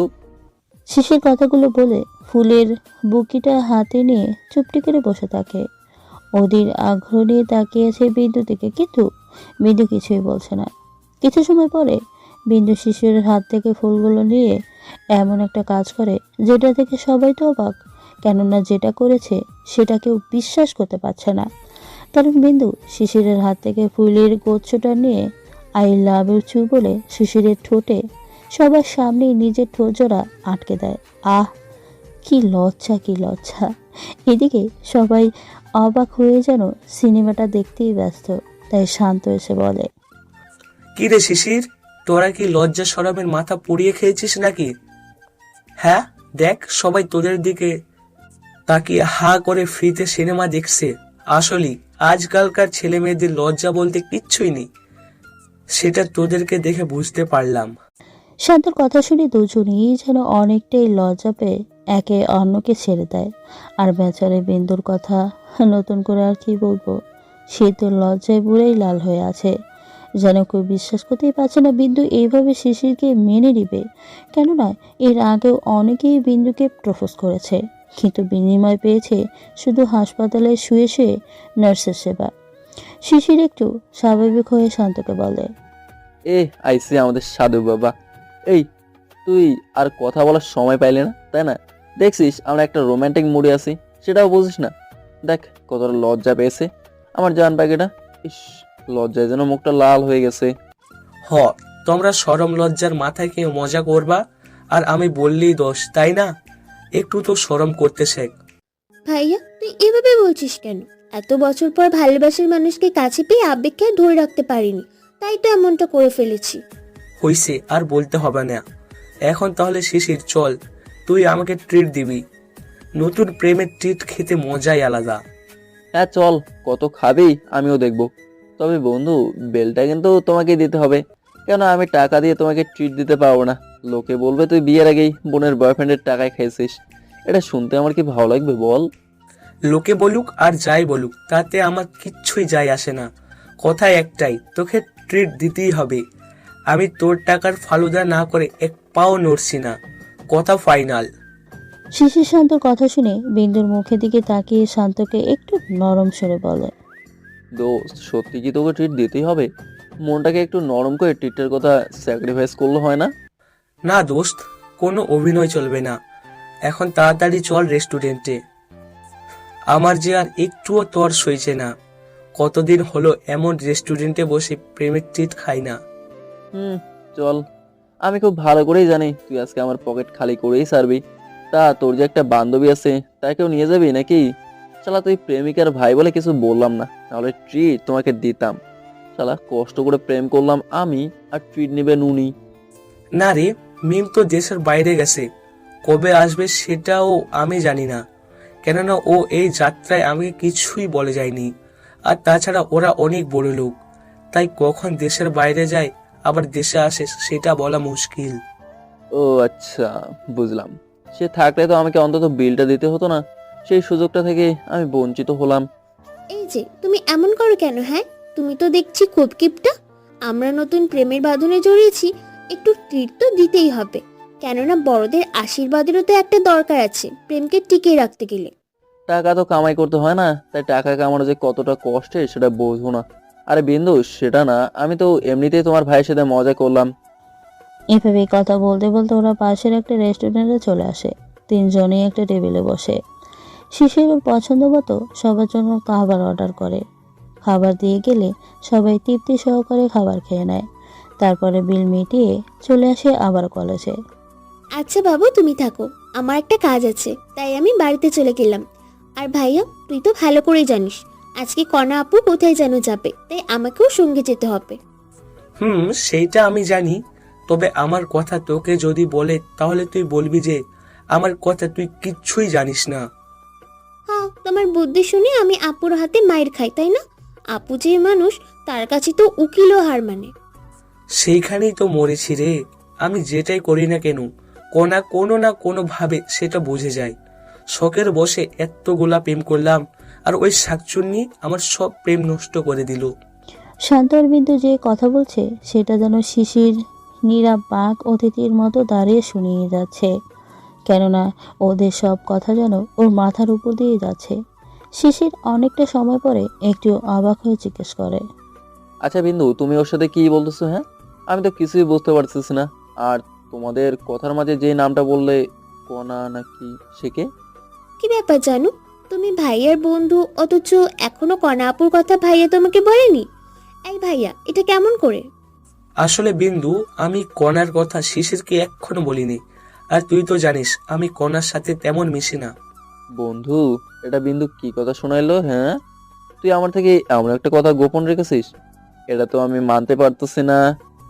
আসলে হয়েছে কি দোস্ত? আরে বেটা, তুই তো কোনো কথাই বলিস না, আমার তোকে চেনা হয়ে গেছে। আচ্ছা বিন্দু, তুমি একটু খুলে বলো তো আসলে কাহিনীটা কি? আসলে কণা হলো আমার খালাতো বোন।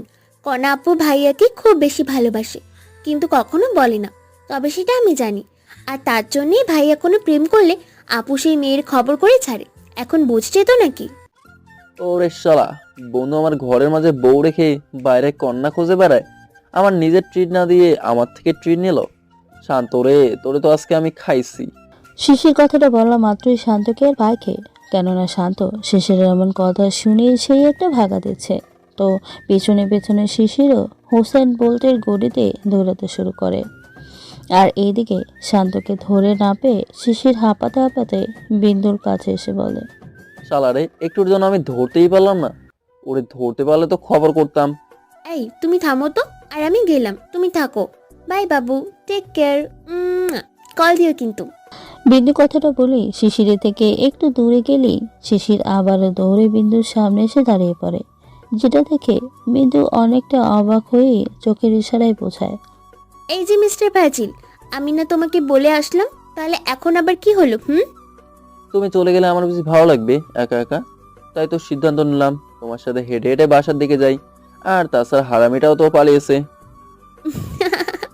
পাগল একটা। আচ্ছা তাহলে চলো আমার সাথে। তবে হ্যাঁ, আমার বাসায় কিন্তু তোমাকে কোনোভাবেই নিতে পারবো না, এটা আমি আগেই বলে দিলাম। কেন কেন? তুমি আমাকে তোমার সাথে বাসায় নিয়ে গেলে কি এমন মহাভারত অশুদ্ধ হয়ে যাবে শুনে? শিশিরের কথা শুনে বিন্দু শিশিরের কপালে হালকা একটা আঙ্গুল দিয়ে গুঁতা দিয়ে আস্তে করে বলে, তুমি আসলে একটা বুদ্ধু। আরে আমার পাগল, আমি একটা অবিবাহিত মেয়ে হয়ে তোমাকে বাসায় নিয়ে গেলে সবাই বুঝি আমাকে ভালো মেয়ে বলবে? হ্যাঁ সেটাই তো। আচ্ছা যাও, আমি তোমার বাসায় যাব না ম্যাডাম। এখন তো তাহলে আমি আপনার সাথে যেতে পারি? চলেন মহারাজ। বিন্দু কথাটা বলেই দুজনেই হাসতে হাসতে বাসার দিকে চলতে শুরু করে। দুজনেই হাসছে আর এটা ওটা বলে খুনসুটি করতেছে। এদিকে শান্ত গিয়ে একটা দোকানে বসে একটা সিগারেট মুখে দিতেই পকেট থাকা ফোনটা কান্না করতে শুরু করে। শান্ত ফোনটা বের করে স্ক্রিনে তাকিয়ে দেখে মিম কল দিছে, তাই শান্ত আর এক মুহূর্ত দেরি না করে কলটা রিসিভ করে। ওই হনুমান, তোর কলটা রিসিভ করতে এত সময় লাগে? আমি মনে হয় তোর কল রিসিভ করার জন্য ফোনটা হাতে নিয়ে বসেছিলাম, যে কল আসার সাথে সাথেই ধরে ফেলবো। আর তুই তো যাওয়ার পর আমার কোনো খবর নেসনি, আমাকে তো ভুলেই গেছিস। না রে, তোকে কি ভোলা যায়? আসলে আমি একটু ব্যস্ত থাকায় তোর সাথে কথা বলতে পারিনি। তবে তোর সাথে কালকে কলেজে দেখা হচ্ছে মামা। কি তুই দেশে আইছস আর আমি জানি না? তুই আসলে একটা সেলফাস মানুষ। আচ্ছা, আমার তোকে না জানিয়ে দেশে আসার সাথে সেলফিশের কি সম্পর্ক? সেটাই তো আমার এই চুলে ভরা মাথায় ঢুকছে না। তোর মাথায় তো আছে শুধু গোবর, তাই এসব ঢুকবেও না। তুই আসবি জানালে আমি এয়ারপোর্টে চলে আসতাম, আর ঘুরে ঘুরে কত কি দেখতে পারতাম। ইস, বিমানের এয়ার হোস্টেল গুলো কি সুন্দর রে, দেখলেই মনে হয় তাকিয়ে থাকি। বিশেষ করে আমাদের বাংলাদেশ আর ভারত পাকিস্তানের গুলা বেশি সুন্দর, তাই না? শালা লুচ্চা বেটা, চল ফোন রাখ। মিম কথাটা বলে শান্তর মুখের উপরে কলটা কেটে দেয়। আর এদিকে শান্ত হতাশ না হয়ে নিরাশ হয়ে বাসায় আসতেই দেখে বাসায় বড় একটা তালা ঝোলানো, কেননা বাসায় কেউ নেই। আর দারোয়ানকে চাবির কথা বললে বলে তার কাছে কোনো চাবি রেখে যায়নি। তাই শান্ত রাগে ক্ষিপ্ত হয়ে কনার কাছে কল দেয়। আর শান্ত কল দিতেই কনা টাচ করে কলটা রিসিভ করে। আরে বাবা, তুমি আজকে নিজে থেকেই কল দিলে যে?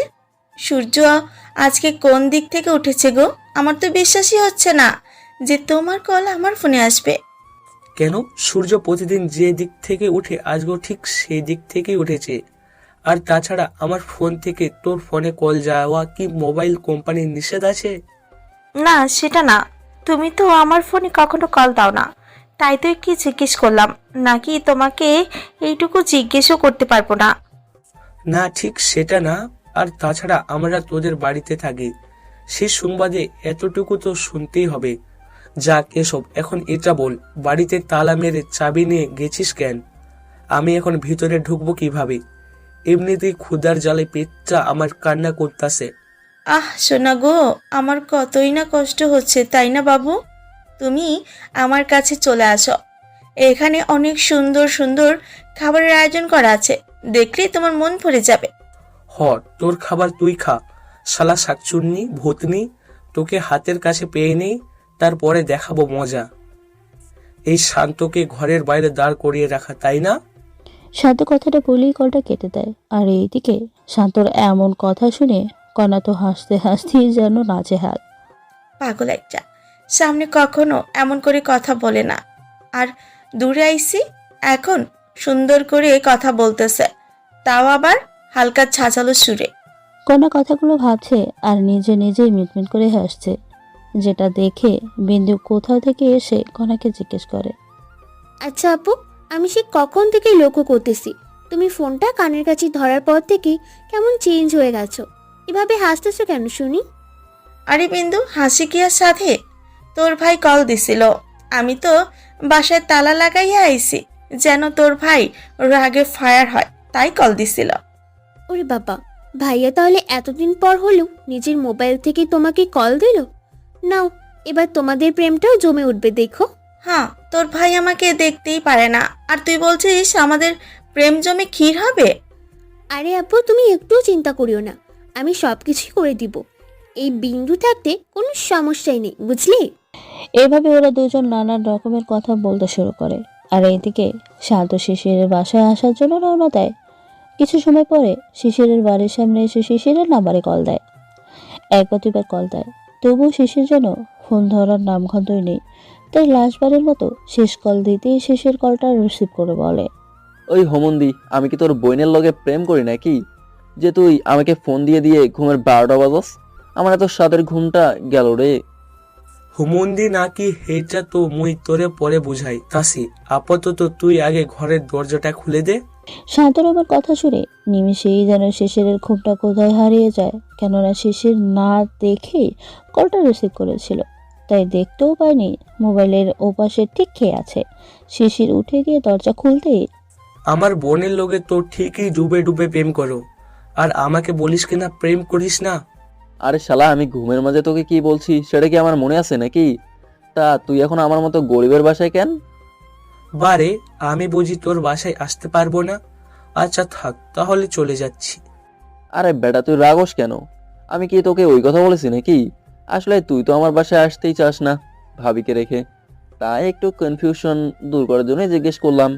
আর বলিস না রে দোস্ত, আমি আছি বড় জ্বালায়। কনা আর তোর ফাজিল গার্লফ্রেন্ড আমারে বাইরে রেখে বাসায় তালা মেরে গেছে।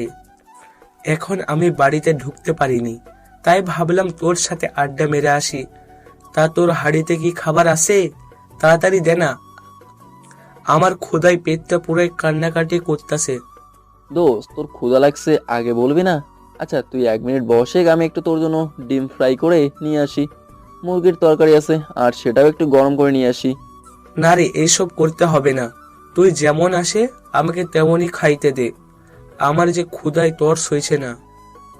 আমাকে তো পাগলা কুকুরে তাড়া করছে, তোর এইসব খাইতে দেই, আর তুই আমার গার্লফ্রেন্ডের কাছে গিয়ে বল, আর সে আমাকে পাটার উপরে তুলে মরিচ পেশার মতো করে পিসুক, তাই না? বসেক বলছি 5 মিনিট। আর এই যে এই কেকটা ধীরে ধীরে খেয়ে পেটকে সান্ত্বনা দে, কেমন? শিশির কথাটা বলেই সেখান থেকে চলে যায় রান্নাঘরে। আর ওইদিকে শান্ত শুয়ে শুয়ে সেই কেকটা খেতে থাকে। শিশির বেশ কিছু সময় পরে ডিম, আলু ভাজি আর মুরগির তরকারি গরম করে নিয়ে আসে। ভাত যেহেতু রাইস কুকারে আগেই ছিল, তাই আর ভাত গরম করা নিয়ে কোনো চিন্তা করতে হলো না। শিশির শান্তর সামনে সবকিছু নিয়ে এসে রাখলে শান্ত খেতে শুরু করে শিশিরকে সঙ্গে নিয়ে। দোস্ত, তুই যে এত ভালো রান্না করিস, কই আমাকে তো আগে কখনো বলিসনি। আমি তোকে বলি, আর তুই সব সময় এসে আমার বাসায় বসে থাক খাবার জন্য, তাই না? আমার টাকা ফোরানোর খুব ভালো পরিকল্পনা তোর দেখছি। আর আমি কই ভালো রান্না করি? হ্যাঁ, রান্না তো বিন্দু ভালো করবে। কইছে বিন্দু রান্না করবে? আরে হারামি, আমার বোন তো কোনোদিন রান্নাই করে নাই, তাহলে রান্না করতে কিভাবে পারবে? আর আমি আসলেই তোর বাসায় পড়ে থাকতাম।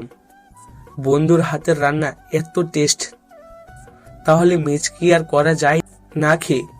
আমার বন্ধু খুব লাকি রে, তোর মতো মানুষকে নিজের বয়ফ্রেন্ড হিসেবে পেয়েছে।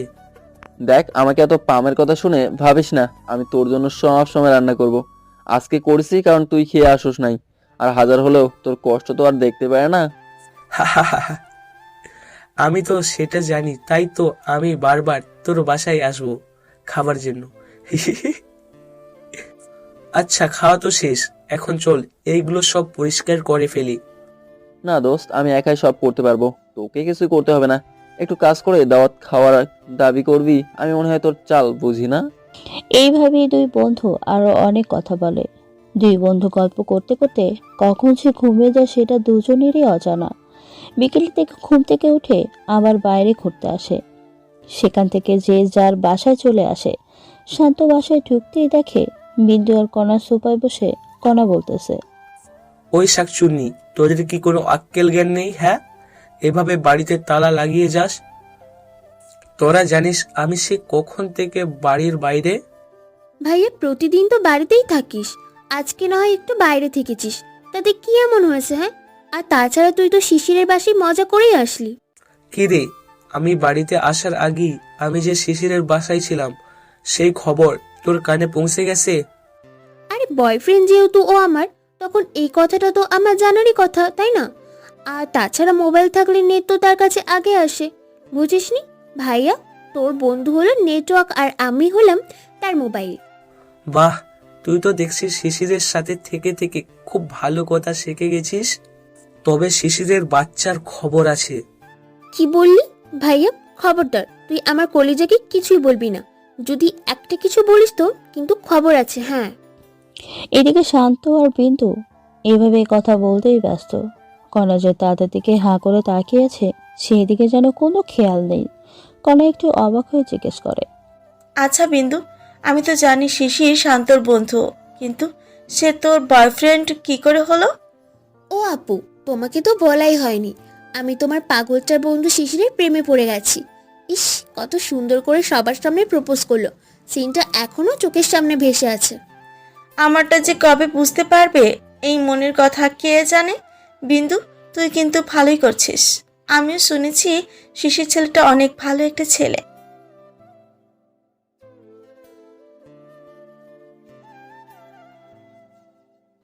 হ্যাঁ, বুঝেছি তুমি যে কত ভালো সেটা আমার ভালো করেই জানা আছে।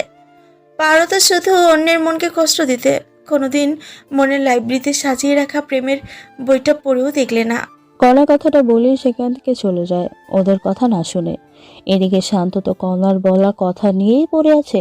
সেটা দেখে বিন্দু বলে, ভাইয়া দেখ, জীবনে তো আর কম মেয়ের সাথে প্রেম করলি না, সবগুলোর সাথে আপু তোর ব্রেকআপ করেছে যে কোনো ভাবে। জানিস ভাইয়া, একটা মেয়ে কতটা ভালোবাসলে এরকম করতে পারে? আমি বলি কি, তুই আপুকে তোর মনের ঘরে জায়গা দে, খুব বেশি ভালোবাসে তোকে। ধুর, তুই পাগল নাকি? ওর মতো পাগলিকে ভালোবাসতে যাব আমি? No way. শান্ত কথাটা বলেই সেখান থেকে রুমে চলে আসে। আসলে শান্ত বাইরে থেকে বোঝায় কণাকে পছন্দ করে না, কিন্তু ভেতরে ভেতরে কণাকে ঠিকই পছন্দ করে। কিন্তু শান্তর কেন জানি কণাকে রাগাতেই বেশি ভালো লাগে। এদিকে কণা সিঁড়িতে দাঁড়িয়ে শান্তর বলা কথাগুলো শুনে দৌড়ে রুমে এসে কান্না করতে থাকে। চোখের জলে যেন বালিশ ভিজে একাকার। ও কেন বোঝে না আমি ওকে কতটা ভালোবাসি? একটা মুহূর্তের জন্য আমি ওকে চোখের আড়াল করতে পারি না। ওকে না দেখলে যেন আমার দম বন্ধ হয়ে আসে। তবুও কেন বোঝে না? কণা এসে বলছে আর চোখের জলে বালিশ ভিজিয়ে ফেলছে। এভাবেই দেখতে দেখতে রাত পেরিয়ে সকাল চলে আসে। এ রাত থেকে সকাল অবধি কণা শান্তর সাথে একটা কথা বলেনি। সেটা দেখে শান্ত তো পুরাই অবাক। আর অবাক তো হবারই কথা, তাই না? আচ্ছা বিন্দু, কোনা কাল থেকে আমার সাথে কথা কেন বলতেছে না? আমি তো কিছুই বুঝতেছি না। আপু তোমার সাথে কথা বলে না সেটা আমি কি জানি? তোকে আগেই বলেছি আপুকে আপন করে নে। না, আমার কথা তো শুনলি না। বিন্দুর কথার কোনো জবাব না দিয়ে শান্ত নাস্তা করে কলেজের দিকে চলে যায়। এদিকে বিন্দু কন্যাকে বলে, আপু, তুমি এভাবে মন খারাপ করে কেন বসে আছো? আমি বলেছি তো ভাইয়া একদিন ঠিক তোমার কষ্টটা বুঝতে পারবে। সেই দিনটা কবে আসবে রে? আমি যে ওকে ছাড়া কোনোভাবেই থাকতে পারছি না। ওকে আমার জীবনে চাই চাই। আচ্ছা, তুমি কোনো চিন্তাই করিও না, আমি আমার প্রাণ পাখিটাকে দিয়ে ভাইয়াকে বোঝাবো। আর আমি খুব ভালো করে জানি ভাইয়া সবার কথা ফেললেও শিশিরের কথা কখনোই ফেলবে না। আচ্ছা, তুই তাহলে সেটাই কর। আমি ওকে না পেলে কিন্তু বাঁচতে পারবো না। বিন্দু ও কণা আর কিছু কথা বলে আর বিন্দু শিশিরকে সবটাই খুলে বলে ফোন করে।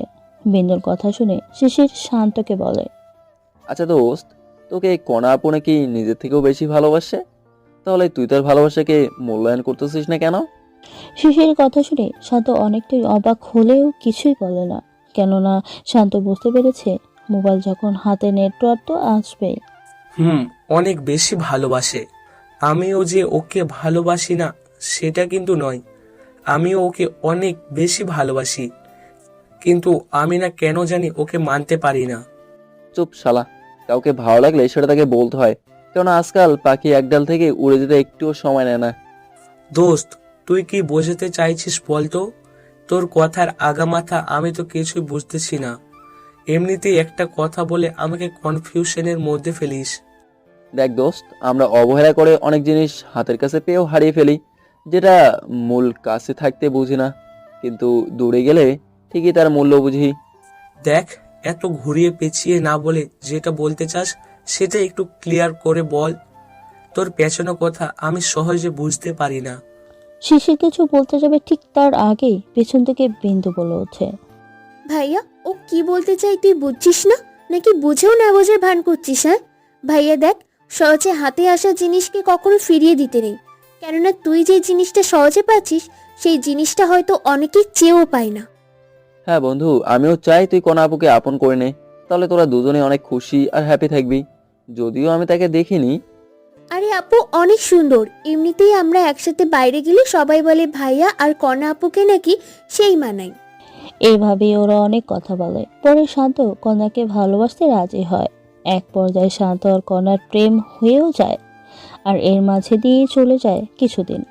এদিকে শান্ত শিশিরকে মিমের সাথে পরিচয় করিয়ে দেওয়ার পর থেকে সবকিছু কেমন যেন এলোমেলো হতে শুরু করে। কেননা মিম শিশিরকে পছন্দ করতে শুরু করে, যেটা শান্ত জানে না। আর বিন্দু যে শিশিরের গার্লফ্রেন্ড সেটাও মিম জানে না। একদিন বিন্দু আর শিশির একসাথে বসে আছে, তখন মিম এসে তো সেই রেগে যায়। বিন্দু, এটা কি হচ্ছে? হ্যাঁ, তুই কলেজে এসে একটা ছেলের সাথে এইভাবে ক্লোজ হয়ে বসে আছিস কেন?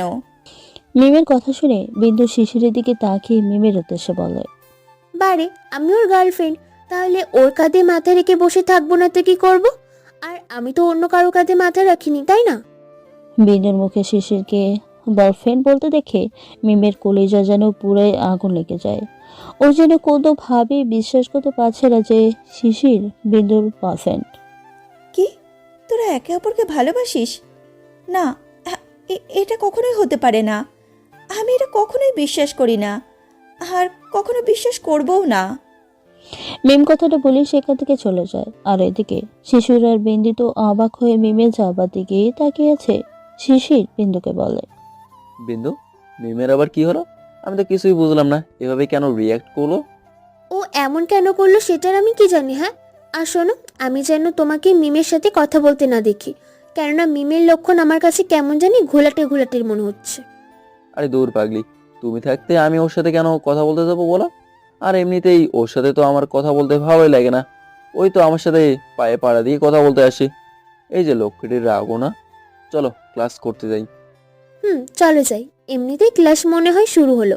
ভাইয়া তো আর মনে হয় না আসবে। তুমি ঠিকই বলেছো, শান্ত আজকে আসবে না, কারণ আমি কণা ভাবিকে নিয়ে ঘুরতে যেতে বলেছি।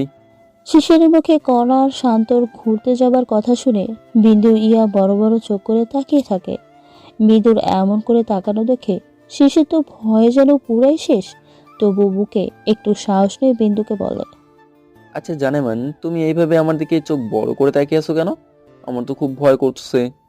এভাবে তাকাবো না তো কি করব? তুমি ভাইয়া আর ভাবিকে ঠিকই প্রেম করার জন্য বাইরে ঘুরতে যাওয়ার বুদ্ধি দিলে, আর আমাদের কথা একটাবারের জন্য ভাবলে না। বিন্দু অটো দিকে মুখ করে উপরে কথাটা বলে। আর এদিকে শিশির আস্তে করে বিন্দুর থুতনিটা ধরে ওর দিকে টেনে বলে, আরে পাগলি, তুমি এই জন্য রাগ করেছো? আসলে আমি তোমাকে নিয়ে শান্তদের সাথেই ঘুরতে যেতাম, কিন্তু তুমি তো কলেজে চলে আসছো। শান্ত বললো তোমার নাকি কি একটা ইম্পর্টেন্ট কাজ আছে। আরে বুদ্ধু, আমার ইম্পর্টেন্ট কাজ তো শুধু তোমাকে কাজ থেকে দেখা আর তোমার সাথে জমি খুনসুটি করা। কি? তাহলে আমি এই জন্য ওদের সাথে যেতে পারলাম না? তোমারই সব দোষ। তুমি যদি ফোন করে আমাকে বলতে, তাহলে এমনটা কোনোভাবেই হতো না। বিন্দুর কথা শুনে শিশির কপালে হালকা একটা থাপ্পড় দিয়ে বলে, ইস রে, আমি কি বোকা! একটাবার যদি কল দিয়ে জেনে নিতাম তাহলেই হতো। এ বিন্দু, চলো আমরা এখনই চলে যাব। শিশির কথাটা বলে আর এক মুহূর্তও দেরি করে না। কলেজ থেকে বেরিয়ে একটা রিক্সা নিয়ে সোজা শান্তদের কাছে চলে আসে। ওদের কাছে এসে দেখে কণা একটা শাড়ি পরে বসে শান্তর মাথায় হাত বুলিয়ে দিচ্ছে, আর শান্ত কণার কোলে মাথা রেখে আরামে সেই মজা নিচ্ছে। ওদের এমন অবস্থা দেখে শিশির বিন্দুকে শুনিয়ে শুনিয়ে বলে, ইস, শান্তর গার্লফ্রেন্ড কত সুন্দর, ওর মনের কথা বোঝে, আর আমার শাকচুন্নি গার্লফ্রেন্ড কিছুই বোঝে না। ভাই রে ভাই! শিশিরের বলা কথা শুনে কণা তো সেই লজ্জা পেয়ে যায়। আর এইদিকে বিন্দু তো রাগে ফুঁসতেছে। রাগে ফুসফুস করতে করতে বলে, কি বললে তুমি? আমি তোমার মনের কথা কিছুই বুঝি না, আবার আমাকে শাকচুন্নিও বললে? যাও, তোমার সাথে কোনো কথা নেই। বিন্দু কথাটা বলেই অন্যদিকে মুখ ঘুরিয়ে নেয়। আর এদিকে ওরা দুজন তো ওদের কাহিনী দেখে মিটিমিটি করে হাসতেছে। শিশির নানানভাবে সরি বলেও বিন্দুর রাগ কমাতে পারছে না। তবু হাল ছাড়বার ছেলে তো মোটেও নয় শিশির। জান, আমি তো মজা করে বলছি, সরি শোনা, আমার ভুল হয়ে গেছে। এই দেখো, কানে ধরে আমার কান পুরোই ব্যথা হয়ে গেছে।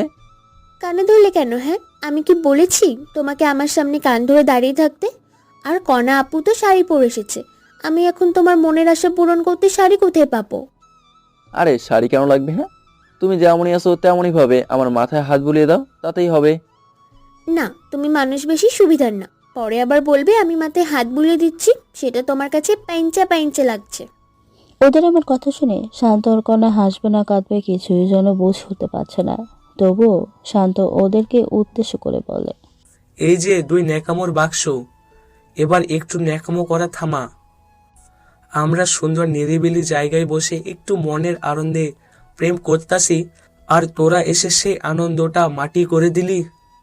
তুই তো শালা স্বার্থপর, নিজে ঠিকই মজা নেবা আর আমি মজা নিতে চাইলেই দোষ, তাই না? ওই শালা, আমার গার্লফ্রেন্ডের থেকে আমি মজা নিতাছি, তাহলে তোর গার্লফ্রেন্ডের থেকে তুই মজা নে না। সেইটা না করে আমাদের প্রেমের 12টা কেন বাজাচ্ছিস ভাই? দেখ দোস্ত, আমি তো শালা নই, বরং তুই আমার শালা। সোর হবু বোন জামাইকে রেসপেক্ট দিয়ে কথা বল, কেমন? আইসে আমার বোনের জামাই রে। ওই, তুই আমার এত সুন্দর রোমান্টিক মুডটা নষ্ট করে কেন দিলি, সেটা আগে বল। তুই আমাকে ফাঁকে দিয়ে একা একা মজা নেবা, সেটা তো হবে না মাম্মা। তাই তো আমি তোমার বোনকে সাথে নিয়ে আসলাম। শিশির কথাটা বলতেই বিন্দু পাশ থেকে বলে ওঠে, এই, তুমি এত মিথ্যা কেন বলতেছো? হ্যাঁ, আমি জোরালো ভাবে বলার কারণে তুমি আসতে রাজি হয়েছো? এমনিতে তো আসতে চাইছিলে না নিজ থেকে। আরে জান, তুমি আর আমি তো এখন একজন, তাই তুমি বললে যা, আমি বললেও ঠিক তাই, বুঝলে শোনা? হ্যাঁ হয়েছে, আর বলতে হবে না। আচ্ছা ভাইয়া, তোরা ওই দিকে গিয়ে প্রেম কর, আমি আর উনি এখানে বসে একটু প্রেম করি, কেমন? ওই, তুই আমার সামনে দাঁড়িয়ে প্রেম করার কথা বলছিস? শরম টরমের মাথা কি একবারই খেয়েছিস নাকি? হ্যাঁ, ভাই হিসেবে ভয় পাচ্ছিস না? বারে, তোকে ভয় করতে যাবো কোন দুঃখে? হ্যাঁ, তুই আর আমি তো একই সমান। আর তাছাড়া ভাই বোনের মাঝে ভয় ভীতি থাকতে নাই, শুধু সম্মান থাকলেই হবে। ওদের কথা বলা দেখে শিশির আর কণা তো হা হয়ে তাকিয়ে আছে, কেননা এসেছে প্রেম করতে আর ওরা বকবক করেই সময় 13টা বাজিয়ে ফেলছে। এই শান্ত, এত কথা না বলে চলো তো আমরা ওই দিকটায় গিয়ে বসি, ওরা এখানে একটু কথা বলুক। সেটাই চলো। আমি তো ভালো করেই জানি এই শিশিরের বাচ্চা আমার পেছনে সব সময় লেগে থাকে। শান্ত কথাটা বলে সেখান থেকে অন্যদিকে চলে যায়। আর এদিকে শিশির শান্তর কথা জবাব দিতে পারে না, কেননা ওরা তো আগে কথা না শুনেই চলে গেছে। তারপর শিশির আর বিন্দু বসে কথা বলতে থাকে। আচ্ছা জান, আমি তোমাকে এত ভালো কেন বাসি, যেখানে আমি তোমাকে আগে দেখতেই পারতাম না? কেন এত ভালোবাসা সেটা তো আমি জানি না, তবে দেখতে না পারা থেকে যে পবিত্র ভালোবাসার সৃষ্টি হয় সেটার প্রমাণ তুমি। আচ্ছা, তুমি আমাকে কখনো ছেড়ে যাবে না তো? মনে রেখো, তুমি যদি কখনো আমাকে ছেড়ে যাও, তখন কিন্তু আমার বাচ্চাটাই অসম্ভব হয়ে যাবে, কেননা তুমি আমার বেঁচে থাকার একমাত্র অক্সিজেন। বিন্দুর কথা শুনে শিশির বিন্দুকে বুকের সাথে জড়িয়ে নিয়ে কপালে একটা কিস দিয়ে বলে, এই জীবন থাকতে কখনো তোমাকে ছেড়ে যাওয়া তো দূর কি বাত, কবি তুমি ছেড়ে জানে কে নাম ভি নেই লেঙ্গে হাম। হয়েছে হয়েছে, আর বলতে হবে না। আমি জানি তুমি আমাকে কতটা ভালোবাসো। ও, তোমাকে তো একটা কথা বলাই হয়নি, আমি না ওই কোম্পানিতে চাকরির জন্য অ্যাপ্লাই করেছি, আশা করি চাকরিটা হয়েই যাবে। বিন্দুর কথা শুনে শিশির ওর দিকে হাঁ করে তাকিয়ে থাকে, কেননা শিশির নিজে ওই কোম্পানিতে জবের জন্য অ্যাপ্লাই করেছে। কেননা কোম্পানিটা দেশের ভিতরে নামকরা কোম্পানি। আর সবচেয়ে গুরুত্বপূর্ণ কথা হলো, ওরা যে পোস্টে জবের জন্য আবেদন করেছে সেখানে শুধু একজনকেই নেওয়া হবে। তাহলে ভাবেন কি হবে? এই, তুমি এভাবে আমার দিকে তাকিয়ে আছো কেন? হ্যাঁ, আমি বুঝি তোমার তাকানো দেখে ভয় পাই না বলো? এই দেখো, ভয়ে আমার বুকটা ধুকবুক ধুকবুক করতেছে। আরে দূর পাগলি, ভয় কিসের? হ্যাঁ, আমি তো তোমার দিকে এমনি তাকিয়ে আছি। যাই হোক, আমি যতদূর জানি সেখানে তো চাকরি পেতে হলে পরীক্ষা দিয়ে টিকতে হবে, আর লোক নেবে মাত্র একজন। আমি জানি আমি সেই চাকরিটা পাবো, কেননা আমার মাঝে সেখানে চাকরি করার সব ফ্যাসিলিটি আছে, এবং আমি সব থেকে বেশি সুন্দরী। এবং তুমি দেখো, চাকরিটা আমি পেয়েই যাবো। আমার সেই ছোট্টবেলা থেকে শখ আমি ওই কোম্পানিতে চাকরি করব, কোনো একটা বড় পোস্টে। দোয়া করি আল্লাহ যেন তোমার মনের আশাটা পূরণ করে। তোমার খুশিতেই তো আমি আনন্দ পাই। তুমি আমার মনের মানুষ, তো আমার খুশিতেই তো তোমার খুশি, আর এই জন্য তো তোমায় আমি এত বেশি ভালোবাসি। এভাবেই দুজনে আরো অনেক কথা বলে। তারপরে সবাই মিলে বাসায় চলে আসে। দেখতে দেখতে চলে যায় কিছুদিন, আর কাছে চলে আসে বিন্দুর সেই জবের পরীক্ষা। শিশিরের পরীক্ষা দিতে এসেছে, কিন্তু ছদ্মবেশে এসেছে, যেটা বিন্দু জানে না। দুজনেই পরীক্ষা দেয়। দুঃখের বিষয়, শিশির লিখিত ও ভাইবা পরীক্ষায় দুটোতেই প্রথম স্থান অধিকার করে, আর বিন্দু দ্বিতীয়। এটা দেখে বিন্দুর মনটা খুব খারাপ, যেটা শিশির কোনোভাবেই দেখতে পারছিল না। শিশির আর বিন্দু বিকেলে বসে আছে। আচ্ছা বিন্দু, তুমি যদি এমন মলিন করে রাখো তাহলে কি আমার ভালো লাগবে বলো? তুমি তো জানো আমি তোমার মলিন মুখ দেখতে পারি না। তুমি মুখ গোমড়া করে থাকলে মনে হয় চাঁদ বুঝি মুখের অন্ধকারে লুকিয়ে গেছে। কি করব বলো, আমার যে কিছুই ভালো লাগছে না। আমার সেই ছোট্ট থেকে দেখে আসা স্বপ্নটা আজ পূরণ হয়েও হলো না। আমি এটা কোনোভাবেই মানতে পারছি না। দেখো, এতে মন খারাপের কি আছে? হ্যাঁ, সে হয়তো ভালো পরীক্ষা দিয়েছে তোমার থেকে, তাই তো সে প্রথম আর তুমি দ্বিতীয়। আর ওই কোম্পানিতে যেহেতু একটা লোক নেবে, তাই তাকেই তারা সিলেক্ট করছে। সেটাই তো আমি কোনোভাবেই মানতে পারছি না। আমার না নিজেকে শেষ করে ফেলতে ইচ্ছা করতেছে। এভাবে আমার আশাটা নষ্ট হয়ে গেল। মন খারাপ করো না, আমি জানি ওই চাকরিটা তুমি পাবে। শিশিরের কথা শুনে বিন্দু তো অনেকটাই অবাক। আর বিন্দু কাঁদবে না কি হাসবে কিছুই যেন বুঝতে পারছে না। এই, তুমি কি পাগল? হ্যাঁ, যেখানে চাকরিটা অন্যজন পেয়েছে, সেখানে সেই চাকরিটা আমি কিভাবে পাবো শুনি? আরে জান, আল্লাহ কপালে রেখে রাখলে সবকিছুই সম্ভব। আর তুমি দেখো, চাকরিটা তোমার হবেই হবে। শিশির কথাটা বলে শেষ করতে না করতেই বিন্দুর মোবাইলে একটা মেসেজ আসে। আর বিন্দু মেসেজটা দেখে তো অবাক, কেননা ওর চাকরিটা হয়ে গেছে। আর এটা সেটারই মেসেজ। বিন্দু খুশি হয়ে শিশিরকে জড়িয়ে ধরে। আমি আজকে খুব খুশি, আমার চাকরিটা হয়ে গেছে। আল্লাহ আমার মনের ইচ্ছাটা পূরণ করেছে। আমি তার কাছে শুক্রিয়া জানাই। বিন্দুর কথা শুনে শিশির একরাশ হতাশাকে দূরে সরিয়ে দিয়ে বিন্দুকে বলে, আমিও খুব খুশি, আজকে তোমার মনের ইচ্ছাটা পূরণ হলো। আর দোয়া করি আল্লাহর জন্য সব সময় তোমাকে এভাবে হাসি খুশি রাখে। তুমি চেয়েছো আমি খুশি হই, তাই তো আল্লাহ তোমার কথা শুনেছে। চলো এখন বাসায় চলে যাই। চলো। তারপর ওরা দুজনেই বাসায় চলে আসে। আপনারা তো কিছুই বুঝতেছেন না, তাই তো? যে চাকরিটা শিশিরের হয়েছিল, তাহলে সেটা বিন্দু কিভাবে পেল? কারণ বিন্দুর খুশির জন্য শিশির নিজেই ওদের কাছে দাবি করেছে চাকরিটা যেন বিন্দুকে দেয়। আর সেটাই হলো।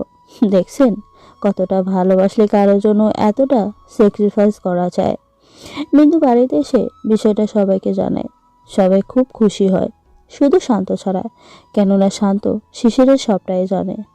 ভাইয়া, আমি যে চাকরিটা পেয়েছি সেটা জেনে তুই খুশি হোস নাই বুঝি? না রে, আমি অনেক খুশি হয়েছি। আজকে তোর মনের ইচ্ছেটা পূরণ হয়েছে। শান্ত কথাটা বলি সেখান থেকে চলে যায়। আর এদিকে বিন্দুর কেন জানি শান্তর ব্যবহারে সন্দেহ হলো, তবুও কিছুই বলছে না। কয়েকদিন পরে বিন্দু চাকরিতে জয়েন করে। এদিকে মিম আরো বেশি আসার চেষ্টা চালিয়ে যাচ্ছে শিশিরের কাছে, কিন্তু শিশির সেটা কোনোভাবেই হতে দিবে না। মিমও ছাড়বার পাত্রী নয়। মনে মনে সিদ্ধান্ত নেয় বিন্দুকেই এই দুনিয়ার বুক থেকে সরিয়ে দেবে। আচ্ছা, আমি এত কষ্ট করছি কেন? তার চেয়ে বরং আমি যদি বিন্দুকে এই পৃথিবী থেকে সরিয়ে দিই, তাহলে তো না থাকবে বাঁশ আর না বাজবে বাঁশুরি। না, ওকে মরতেই হবে। মিম গোলটা ভাড়া করে বিন্দুকে মারার জন্য।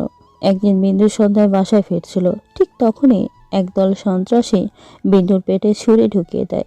বিন্দু মাটিতে পড়ে ছটফট করতে থাকে। আশেপাশে কেউ নেই যে সাহায্য করবে। হঠাৎ একটা লোক বিন্দুকে রক্তাক্ত অবস্থায় মাটিতে পড়ে থাকতে দেখে দৌড়ে হাসপাতালে নিয়ে আসে। বিন্দুকে অপারেশন রুমে নিয়ে যাওয়া হয়। আর সেই লোকটি বিন্দুর মোবাইল ঘেঁটে শিশিরকে খবর দেয়। শিশুর খবরটা পেয়েই শান্তকে জানিয়ে দৌড়ে হাসপাতালে চলে আসে। কিছু সময় পরে শান্ত ও কনাকে নিয়ে হাসপাতালে আসে। দোস্ত, বিন্দুর এখন কি অবস্থা সেটা তাড়াতাড়ি বল। আমার যে কোনোভাবেই সহ্য হচ্ছে না। দোস্ত, ডাক্তার এখনো বের হয়নি, অপারেশন চলতেছে। ডাক্তার না আসা পর্যন্ত কিছুই বলা যাবে না। শান্ত কিছু বলতে যাবে তার আগেই ডাক্তার ওদের কাছে এসে জানিয়ে দেয় রোগীর অবস্থা খুব খারাপ। রোগীকে বাঁচাতে হলে অনেক টাকা লাগবে, তাও কম হলে 15 লাখ। কেননা ছুরির আঘাতে বিন্দুর কিডনি একটা নষ্ট হয়ে গেছে। এদিকে টাকার পরিমাণ শুনে সবাই তো চুপ হয়ে আছে, কেননা এত টাকা ওরা কোথায় পাবে? শিশিরের কাছে তো এত টাকা নেই। দোস্ত, এখন কি হবে? টাকার জন্য আমরা কি বিন্দুকে বাঁচাতে পারবো না? বিন্দু কি তাহলে এভাবেই ধুকে ধুকে শেষ হয়ে যাবে? দোস্ত, আমাদের সব কিছু বিক্রি করলেও তো এত টাকা হবে না। আর তাছাড়া কনের বাবা তো একটা কানা করিও দিবে না। তাহলে এখন উপায় কি সেটা ভাব, কেননা আমাদের হাতে বেশি সময় নাই। আমি কি করব কিছুই তো ভাবতে পারছি না। কি থেকে কি হয়ে গেল, আর কারাই বা ওকে খুন করতে চাইছে সেটাও তো বুঝতে পারছি না। এসব ভাবাভাবি বাদ দিয়ে চল আমরা মিমের কাছে যাই, কেননা ওর বাবার তো অনেক টাকা, যদিও আমাদের কোনো সাহায্যতে আসতে পারে। শান্ত তো শিশিরের এমন কথা শুনে ওর দিকে বড় বড় চোখ করে তাকিয়ে থাকে, কেননা যেই মেয়ে ওকে পাওয়ার জন্য সবকিছু করতে পারে, আর সে নাকি ওকে সাহায্য করবে ওর গার্লফ্রেন্ডকে বাঁচানোর জন্য। ওই হারামি, তুই পাগল হয়েছিস নাকি? হ্যাঁ, মিম করবে বিন্দুকে বাঁচাতে সাহায্য? তোর এটা কোন দিক দিয়ে মনে হয়? হ্যাঁ, যে মেয়ে তোকে পাবার জন্য সব কিছু করতে রাজি। আরে এইসব ভাবলে এখন চলবে না, যা হবার সেটা হবে। এখন তাড়াতাড়ি চল ওর কাছে যাই। শিশিরের কথা শুনে শান্ত আর কিছুই বলে না, সোজা ওর মিমের কাছে চলে আসে। মিম যেন ওদের আসার জন্যই অনেকটা আগ্রহ নিয়ে বসে আছে। ওরা মিমের সামনে আসলেই, ওয়েলকাম মিস্টার শিশির, আমার বাড়িতে আসার জন্য তোমাদের সবাইকে স্বাগতম। তা আজকে হঠাৎ করে আমার বাড়িতে তোমরা সবাই কি মনে করে? মিম দেখো, এত কথা বলার সময় আমার হাতে নেই। আমি তোমার কাছে একটা সাহায্যের জন্য এসেছি। তোমাকে আমি ভালোবাসি, তাহলে সাহায্য তো করতেই হবে। তা শুনি, আমি তোমাকে কিভাবে সাহায্য করতে পারি? মিম, বিন্দুকে কারা যেন খুন করতে চেয়েছিল। বিন্দুর একটা কিডনিও নষ্ট হয়ে গেছে। এখন বিন্দুকে বাঁচাতে হলে পুরো 15 লাখ টাকার দরকার। টাকা লাগবে সেটা ভালো কথা, যাও গিয়ে টাকা জোগাড় করো। সেটা না করে তোমরা সবাই আমার কাছে কেন এসেছো? দেখ মিম, তুই ভালো করেই জানিস আমরা তোর কাছে কেন এসেছি। প্লিজ আর কথা না বাড়িয়ে একটু সাহায্য কর। তোর কি মনে হয় আমি তোর বোনকে বাঁচানোর জন্য টাকা নিয়ে বসে আছি? আমি তোর বোনকে বাঁচাতে 1 টাকাও দিব না, যা এখান থেকে। মিম, এমন করো না প্লিজ। তুমি আমাদের একমাত্র সাহায্য করতে পারো, কারণ আমাদের পক্ষে এত কম সময়ে এত টাকা জোগাড় করা কোনোভাবেই সম্ভব না। শিশিরের কথা শুনে মিম অনেকটা সময় চুপ থেকে হঠাৎ করেই বলে ওঠে, ঠোঁটের কোণে হাসি নিয়ে, আমি বিন্দুর চিকিৎসার সব টাকা দিতে রাজি আছি। আমি জানি মিম, তুমি এতটা নিষ্ঠুর হতেই পারো না। তুমি অবশ্যই বিন্দুকে বাঁচাতে সাহায্য করবে। না গো, আমি এত ভালো মানুষও না। আমি একটা শর্তে বিন্দুকে চিকিৎসার টাকা দিতে পারি। এখন তোমরা যদি আমার শর্ত মানো তাহলে টাকা নিয়ে যাও, না হলে you can go now from my home. না না, আমি তোমার সকল শর্তে রাজি আছি। তুমি শুধু বলো তোমার শর্তগুলো কি কি। হেই তো লক্ষ্মী ছেলে, তুমি বিন্দুর সাথে মিশতে পারবে না, আর আমাকে বিয়ে করতে হবে। মিমের কথা শুনে সবাই যেন চমকে যায়, আর চমকে যাবেই না কেন, তাই না? শান্ত শিশিরকে উদ্দেশ্য করে বলে, দোস্ত, তুই ওর কথায় রাজি হোস না? আমার বোন মরলেও আমি তোর জীবনটা এভাবে নষ্ট হতে দিতে পারি না। দোস্ত, তুই চুপ থাক। বিন্দুর সুখের কাছে আমার সুখ কিছুই না। আমি তো বিন্দুর জন্য নিজের জীবনটাও হাসতে হাসতে দিতে পারি। মিম, আমি তোমার সব শর্তে রাজি আছি, তবে আমারও একটা শর্ত আছে। বলো, তোমার আবার কি শর্ত? বিন্দু সুস্থ না হওয়া পর্যন্ত আমি ওর সাথেই থাকবো, আর তারপরেই তোমাকে বিয়ে করব। আচ্ছা ঠিক আছে, আমার এত বড় শর্তে তুমি রাজি হয়েছো, আমি তোমার জন্য এতটুকু তো করতেই পারি। তবে কোনো রকম পোল্টি মারার চেষ্টা করবে না কিন্তু। আর এই পেপারে সই করে টাকা নিয়ে যাও। ওরা আর কোনো কথা না বলে কাগজে সই করে টাকা নিয়ে দৌড়ে হাসপাতালে চলে আসে, আর কাউন্টারে এসে সব টাকা জমা করে দেয়। এরাতে বিন্দুর অপারেশন হলো, কেননা ডাক্তাররা বিন্দুর টিস্যুর সাথে মিলে এমন টিস্যু জোগাড় করেছিল। অপারেশন খুব ভালোভাবেই সম্পন্ন হয়। পরের দিন বিকেলে সবাই বাইরে দাঁড়িয়ে বসে অপেক্ষা করতেছে কখন বিন্দুর জ্ঞান ফিরবে। ঠিক তখনই ডাক্তার এসে সবাইকে জানায় রোগীর জ্ঞান ফিরেছে। ডাক্তারের কথা শুনে আল্লাহ, আপনার কাছে জানাই লাখো কোটি শুক্রিয়া। আপনি আমার কলিজার প্রাণটা বাঁচিয়ে দিয়েছেন। শিশির কথাটা বলেই দু চোখে জমে থাকা চোখের জল মুছে নেয়। শিশিরের এমন কান্না দেখে শান্ত বলে, কেননা শান্ত খুব ভালো করেই জানে শিশিরের চোখে পানি কেন। দোস্ত, কান্না করিস না। আমি জানি তুই যেটা করছিস সেটার জন্য তুই হয়তো কখনো স্বাভাবিক হতে পারবি না। আরে আমি তো জানি আমার বোনকে তোর কাছে কতটা দামি। আরে দূর, তোর বোন আমার দামি হতে যাবে কেন? আমি তো ওকে কখনো ভালোবাসিনি, ওর সাথে শুধু অভিনয় করে গেছি। দোস্ত, এই কয়টা জিনিস তোকে আমি খুব ভালো করেই চিনি, আর আমি খুব ভালো করেই জানি এটা অভিনয় নাকি সত্যি। দোস্ত প্লিজ, মেয়ের সাথে আমার যেই শর্ত হয়েছে আর আমি যে টাকা দিয়েছি ওর চিকিৎসার জন্য, সেটা তুই কখনো বিন্দুকে বলিস না, তাহলে বিন্দু কখনো সুখী হতে পারবে না। আসলে তুই কোন মাটি দিয়ে তৈরি আমাকে একটু বলতো, আমিও না হয় আল্লাহর কাছে চেয়ে নেব পর জন্মে যেন আমাকে ওই সেই মাটি দিয়েই বানায়। তুই বিন্দুকে ভুলে থাকতে পারবি? জানিস সেটা তোর দ্বারা কখনোই সম্ভব নয়। দোস্ত, আমি বিন্দুকে হয়তো ভুলে থাকতে পারবো না, তবে চেষ্টা তো করতেই হবে। আর তুই বিন্দুকে বিশ্বাস করাবি আমি মিমের থেকে টাকা নিয়ে ওর ভালোবাসাকে বিক্রি করে দিছি, তাহলে বিন্দু ধীরে ধীরে আমাকে ভুল বুঝবে। দোস্ত, তুই আমার জন্য এইটুকু করতে পারবে না বল? শিশিরের কথা শুনে শান্ত চোখের জল মুছে শিশিরকে জড়িয়ে ধরে বলে, আমি চেষ্টা করব তোর কথা রাখার জন্য, তবে আমি কিন্তু তোর কষ্ট সহ্য করতে পারবো না। এভাবে ওদের মাঝে আরো অনেক কথা হয়। দেখতে দেখতে কিছু সময় চলে যায়, আর বিন্দুর সাথে সবাই দেখা করে, শুধু শিশির যায় না। কেননা শিশির বিন্দুর কাছে গেলে যে নিজেকে কোনোভাবেই ধরে রাখতে পারবে না, তাই তো আড়ালে দাঁড়িয়ে নীরবে চোখে জল ফেলছে। এদিকে বিন্দু সবাইকে দেখতে পায়, শুধু শিশিরকে দেখতে পাচ্ছে না। দেখে কনাকে জিজ্ঞেস করে, আচ্ছা আপু, তোমরা সবাই আমাকে দেখতে আসলে আর আমার জান পাখিটা আমাকে দেখতে আসলো না, এটা কিন্তু আমার কোনোভাবেই বিশ্বাস হচ্ছে না।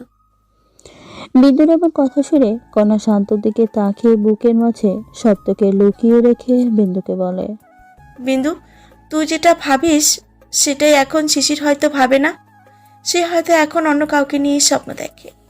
আপু, তুমি কি বলছো এইসব? হ্যাঁ, এই 2 দিনে শিশির আমাকে বলে অন্য কাউকে আপন করে নিছে? হরে বোন, শিশির এখন মিমকে ভালোবাসে, আর কয়েকদিন পরে মিমের সাথে ওর বিয়ে হবে। কি করবি বল, আমরা যে গরিব, আর আজকাল তো ভালোবাসা টাকা দিয়ে কিনতে হয়। তাই তো তোর ভালোবাসাকে মিম 15 লাখ টাকা দিয়ে কিনেছে। শান্তর কথা শুনে বিন্দুর মাথায় যেন আকাশ ভেঙে পড়ে। ও যেন বিশ্বাস করতেই পারছে না শিশির ওর সাথে এমনটা করবে।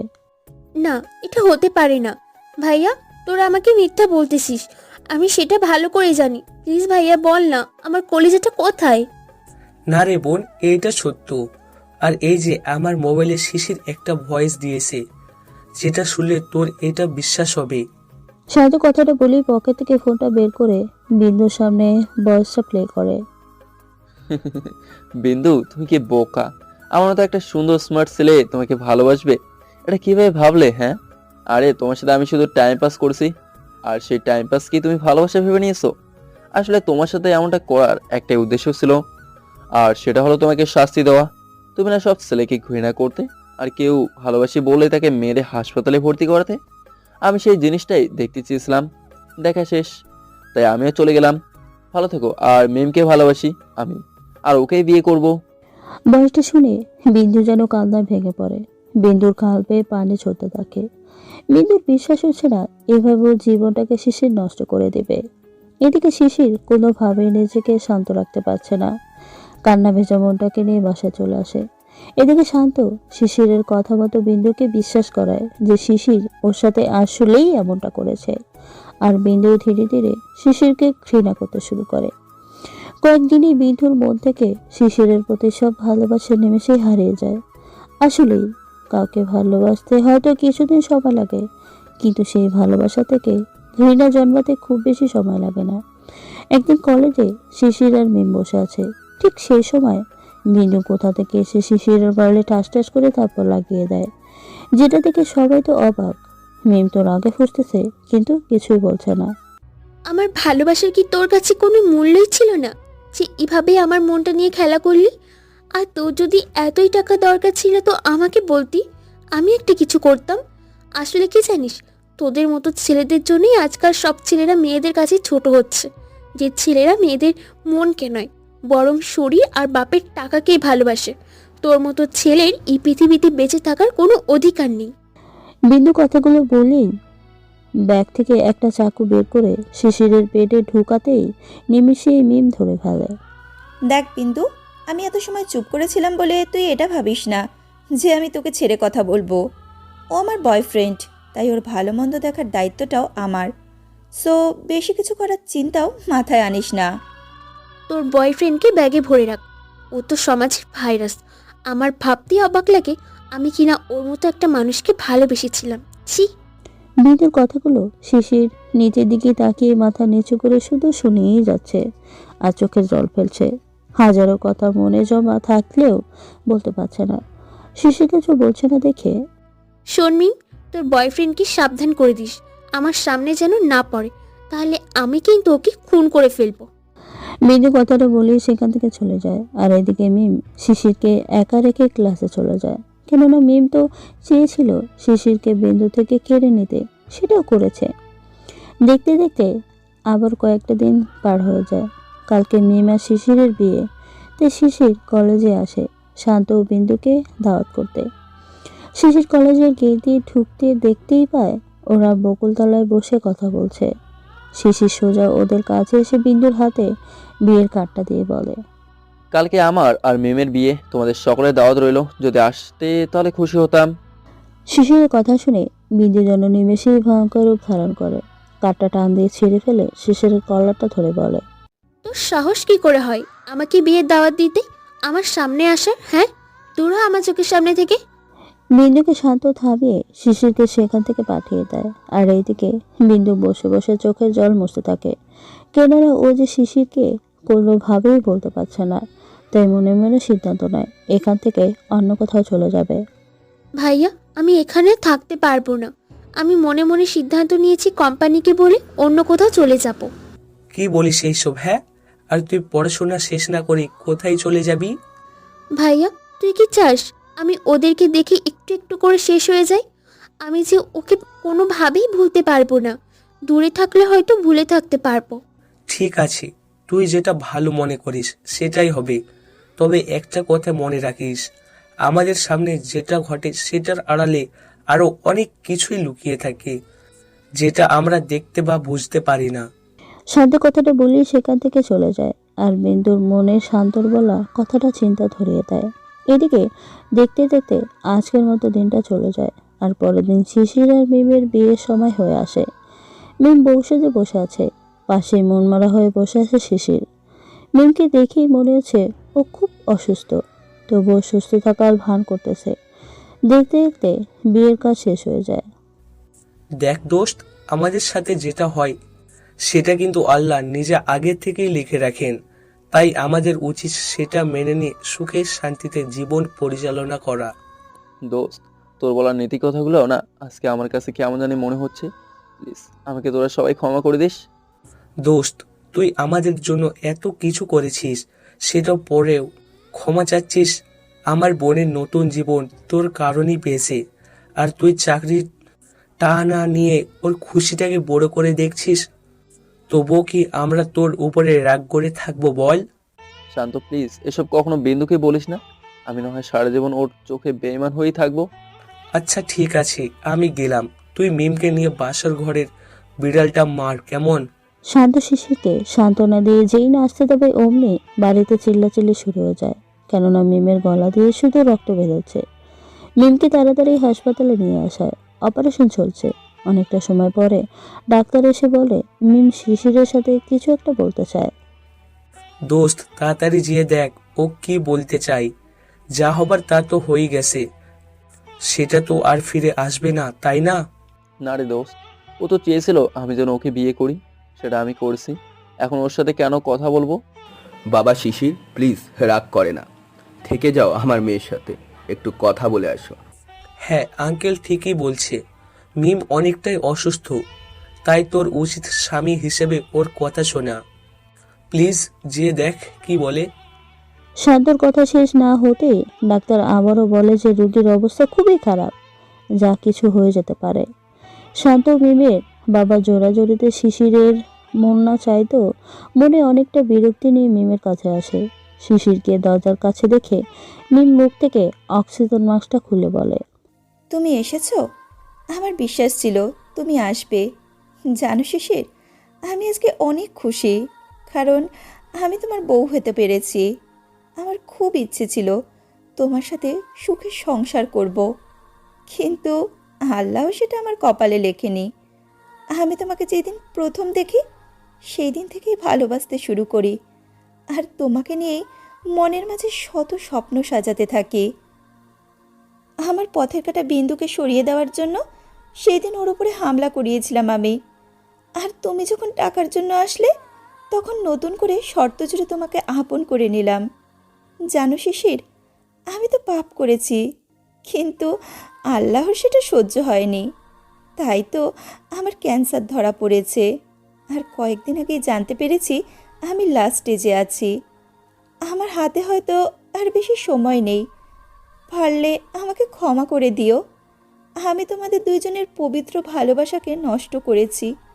খুব বেশি ভালোবাসি তোমাকে শিশির। মিম কথাটা বলে শিশিরের হাত ধরে নিঃশ্বাসটা ছেড়ে দিয়ে পরম সুখে ঘুমিয়ে পড়ে। এই ঘুম আর কখনো ভাঙার নয়। শিশির মিমের মুখের দিকে এক ধ্যানে তাকিয়ে আছে। ওর মনের মাঝে আগুন জ্বললেও এখন যেন কিছুই মনে হচ্ছে না।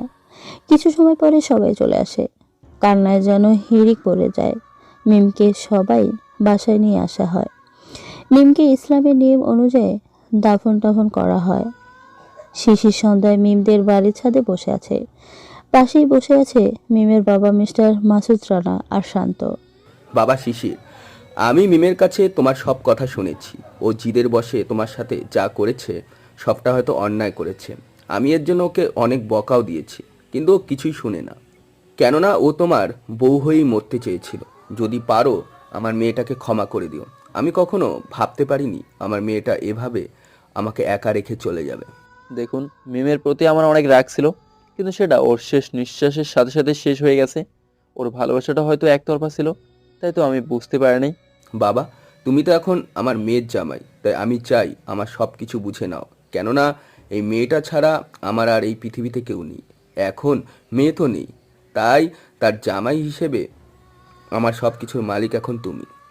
না বাবা, এটা হয় না। মিমের সাথে আমার যেভাবেই বিয়ে হোক না কেন, বিয়েটা তো হয়েছিল। এখন আমি তাই বলে আপনার সব কিছু নিজের করে নেব, এটা হয় না। আরে বাবা, তুমি কি এই বুইড়া বাপটাকে কাজ করাতে চাও? আমাকে কি একটুকু শান্তি দিবে না? আচ্ছা ঠিক আছে, আমি আপনার সাথে অফিস করব, তবে আপনি আমার সাথে যাবেন। আপনি যতদিন আসেন ততদিন না হয় এসব কিছু আপনার নামেই থাক। শিশিরের কথা শুনে মাসুদ সাহেব খুব খুশি হন, কেননা তিনি মনে মনে এমন একটা ভালো মনের মানুষকেই মেয়ের জামাই হিসেবে চেয়েছিল। আমার মেয়ে কি আর তোমাকে এমনি এমনি ভালোবেসেছিল?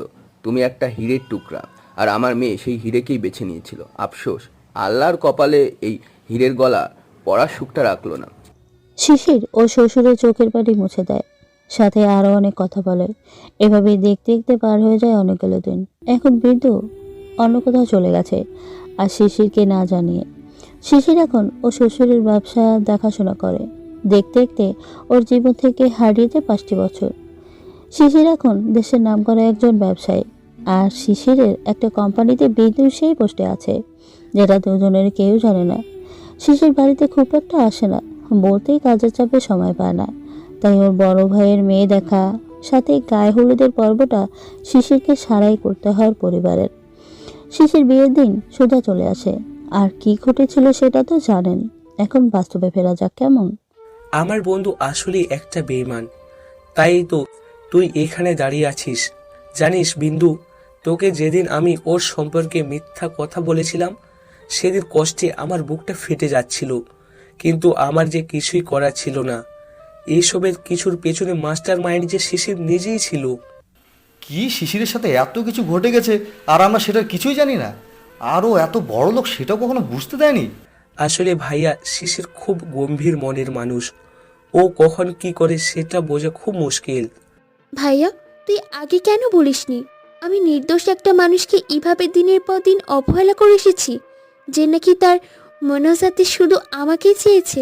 ভাইয়া, ওকে এখন কোথায় পাবো? শান্ত কিছু বলতে যাবে তার আগেই পেছন থেকে শিশিরের মা বলে ওঠে, আমার ছেলেকে কোথায় পাওয়া যাবে সেটাও আমি বলে দিচ্ছি, কিন্তু তার আগে তুমি এটা বলো, শিশিরকে আপন করে পেতে হলে আমি যেটা বলবো সেটা করতে পারবে নাকি? পারবো না মানে? আপনি শুধু বলে দেখেন, আমি তো আমার জান পাখির জন্য আমার কলিজাটাও আস্তে আস্তে বের করে দিতে পারি। এত বড় কিছু করতে হবে না, আর আমি তোমার থেকে এসবের কিছুই চাই না। আমি শুধু এটা করলেই হবে।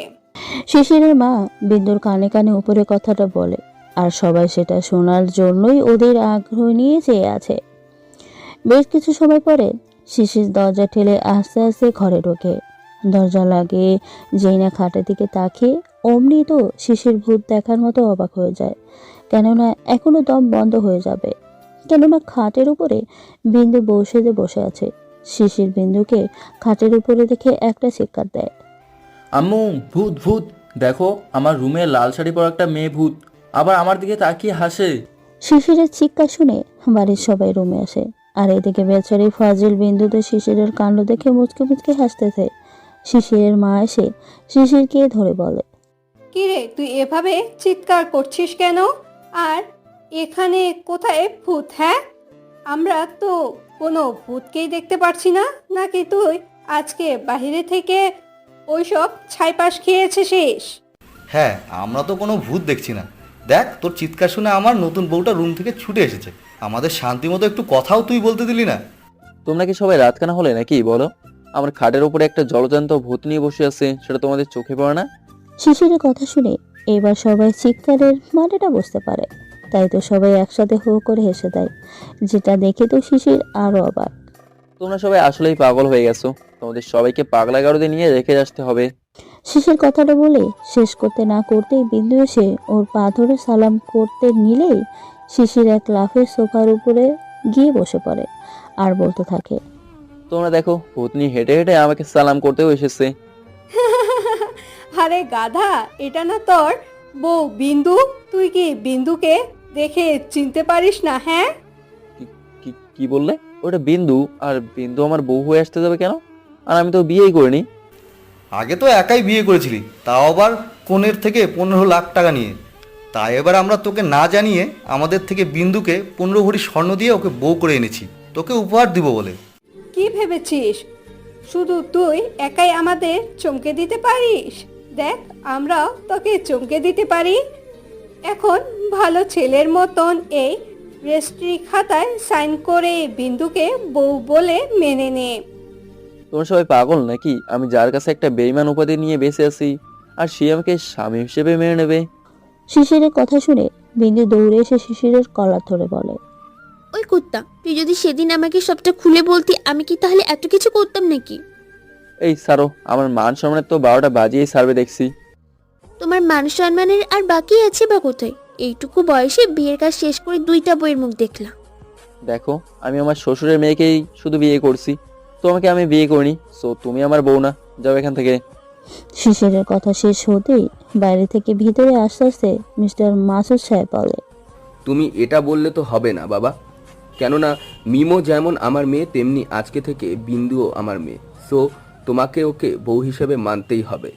ওরে বাবা, আপনিও দেখছি ওদের দলে। তাহলে আমার দলে কি কেউ নেই? আমি কি তাহলে একা হয়ে গেলাম? দোস্ত, আমি যে তোর দলে সেটা কি ভুলে গেছিস নাকি? হ্যাঁ, তুই যে আমার দলে সেটা আমি খুব ভালো করেই জানি। একটু পরেই তো দৌড়ে ভাবির কাছে গিয়ে ওদের দলে হয়ে যাবিনি। হ্যাঁ, তুই আমার বোনকে যদি আমার ভাবি হিসেবে না নেস, তাহলে তো আমাকে ওদের দলে যেতেই হবে। দেখ বাবা, যা কিছু হয়েছে আমরা তো তার কিছুই জানি না। তাই আমি বলি কি, তুই বিন্দুকে আমার বৌমা বানিয়ে দে। ওকে আমার খুব পছন্দ হয়েছে। আর তাছাড়া আমরা ঘরে 2টা পরি থাকবে, এটা কি ভালো লাগবে না বল? আম্মু, তুমি তো জানো না, ভাবি হয়তো পড়ি, তবে এটা সাক্ষাৎ ভূতনি নাম্বার 1।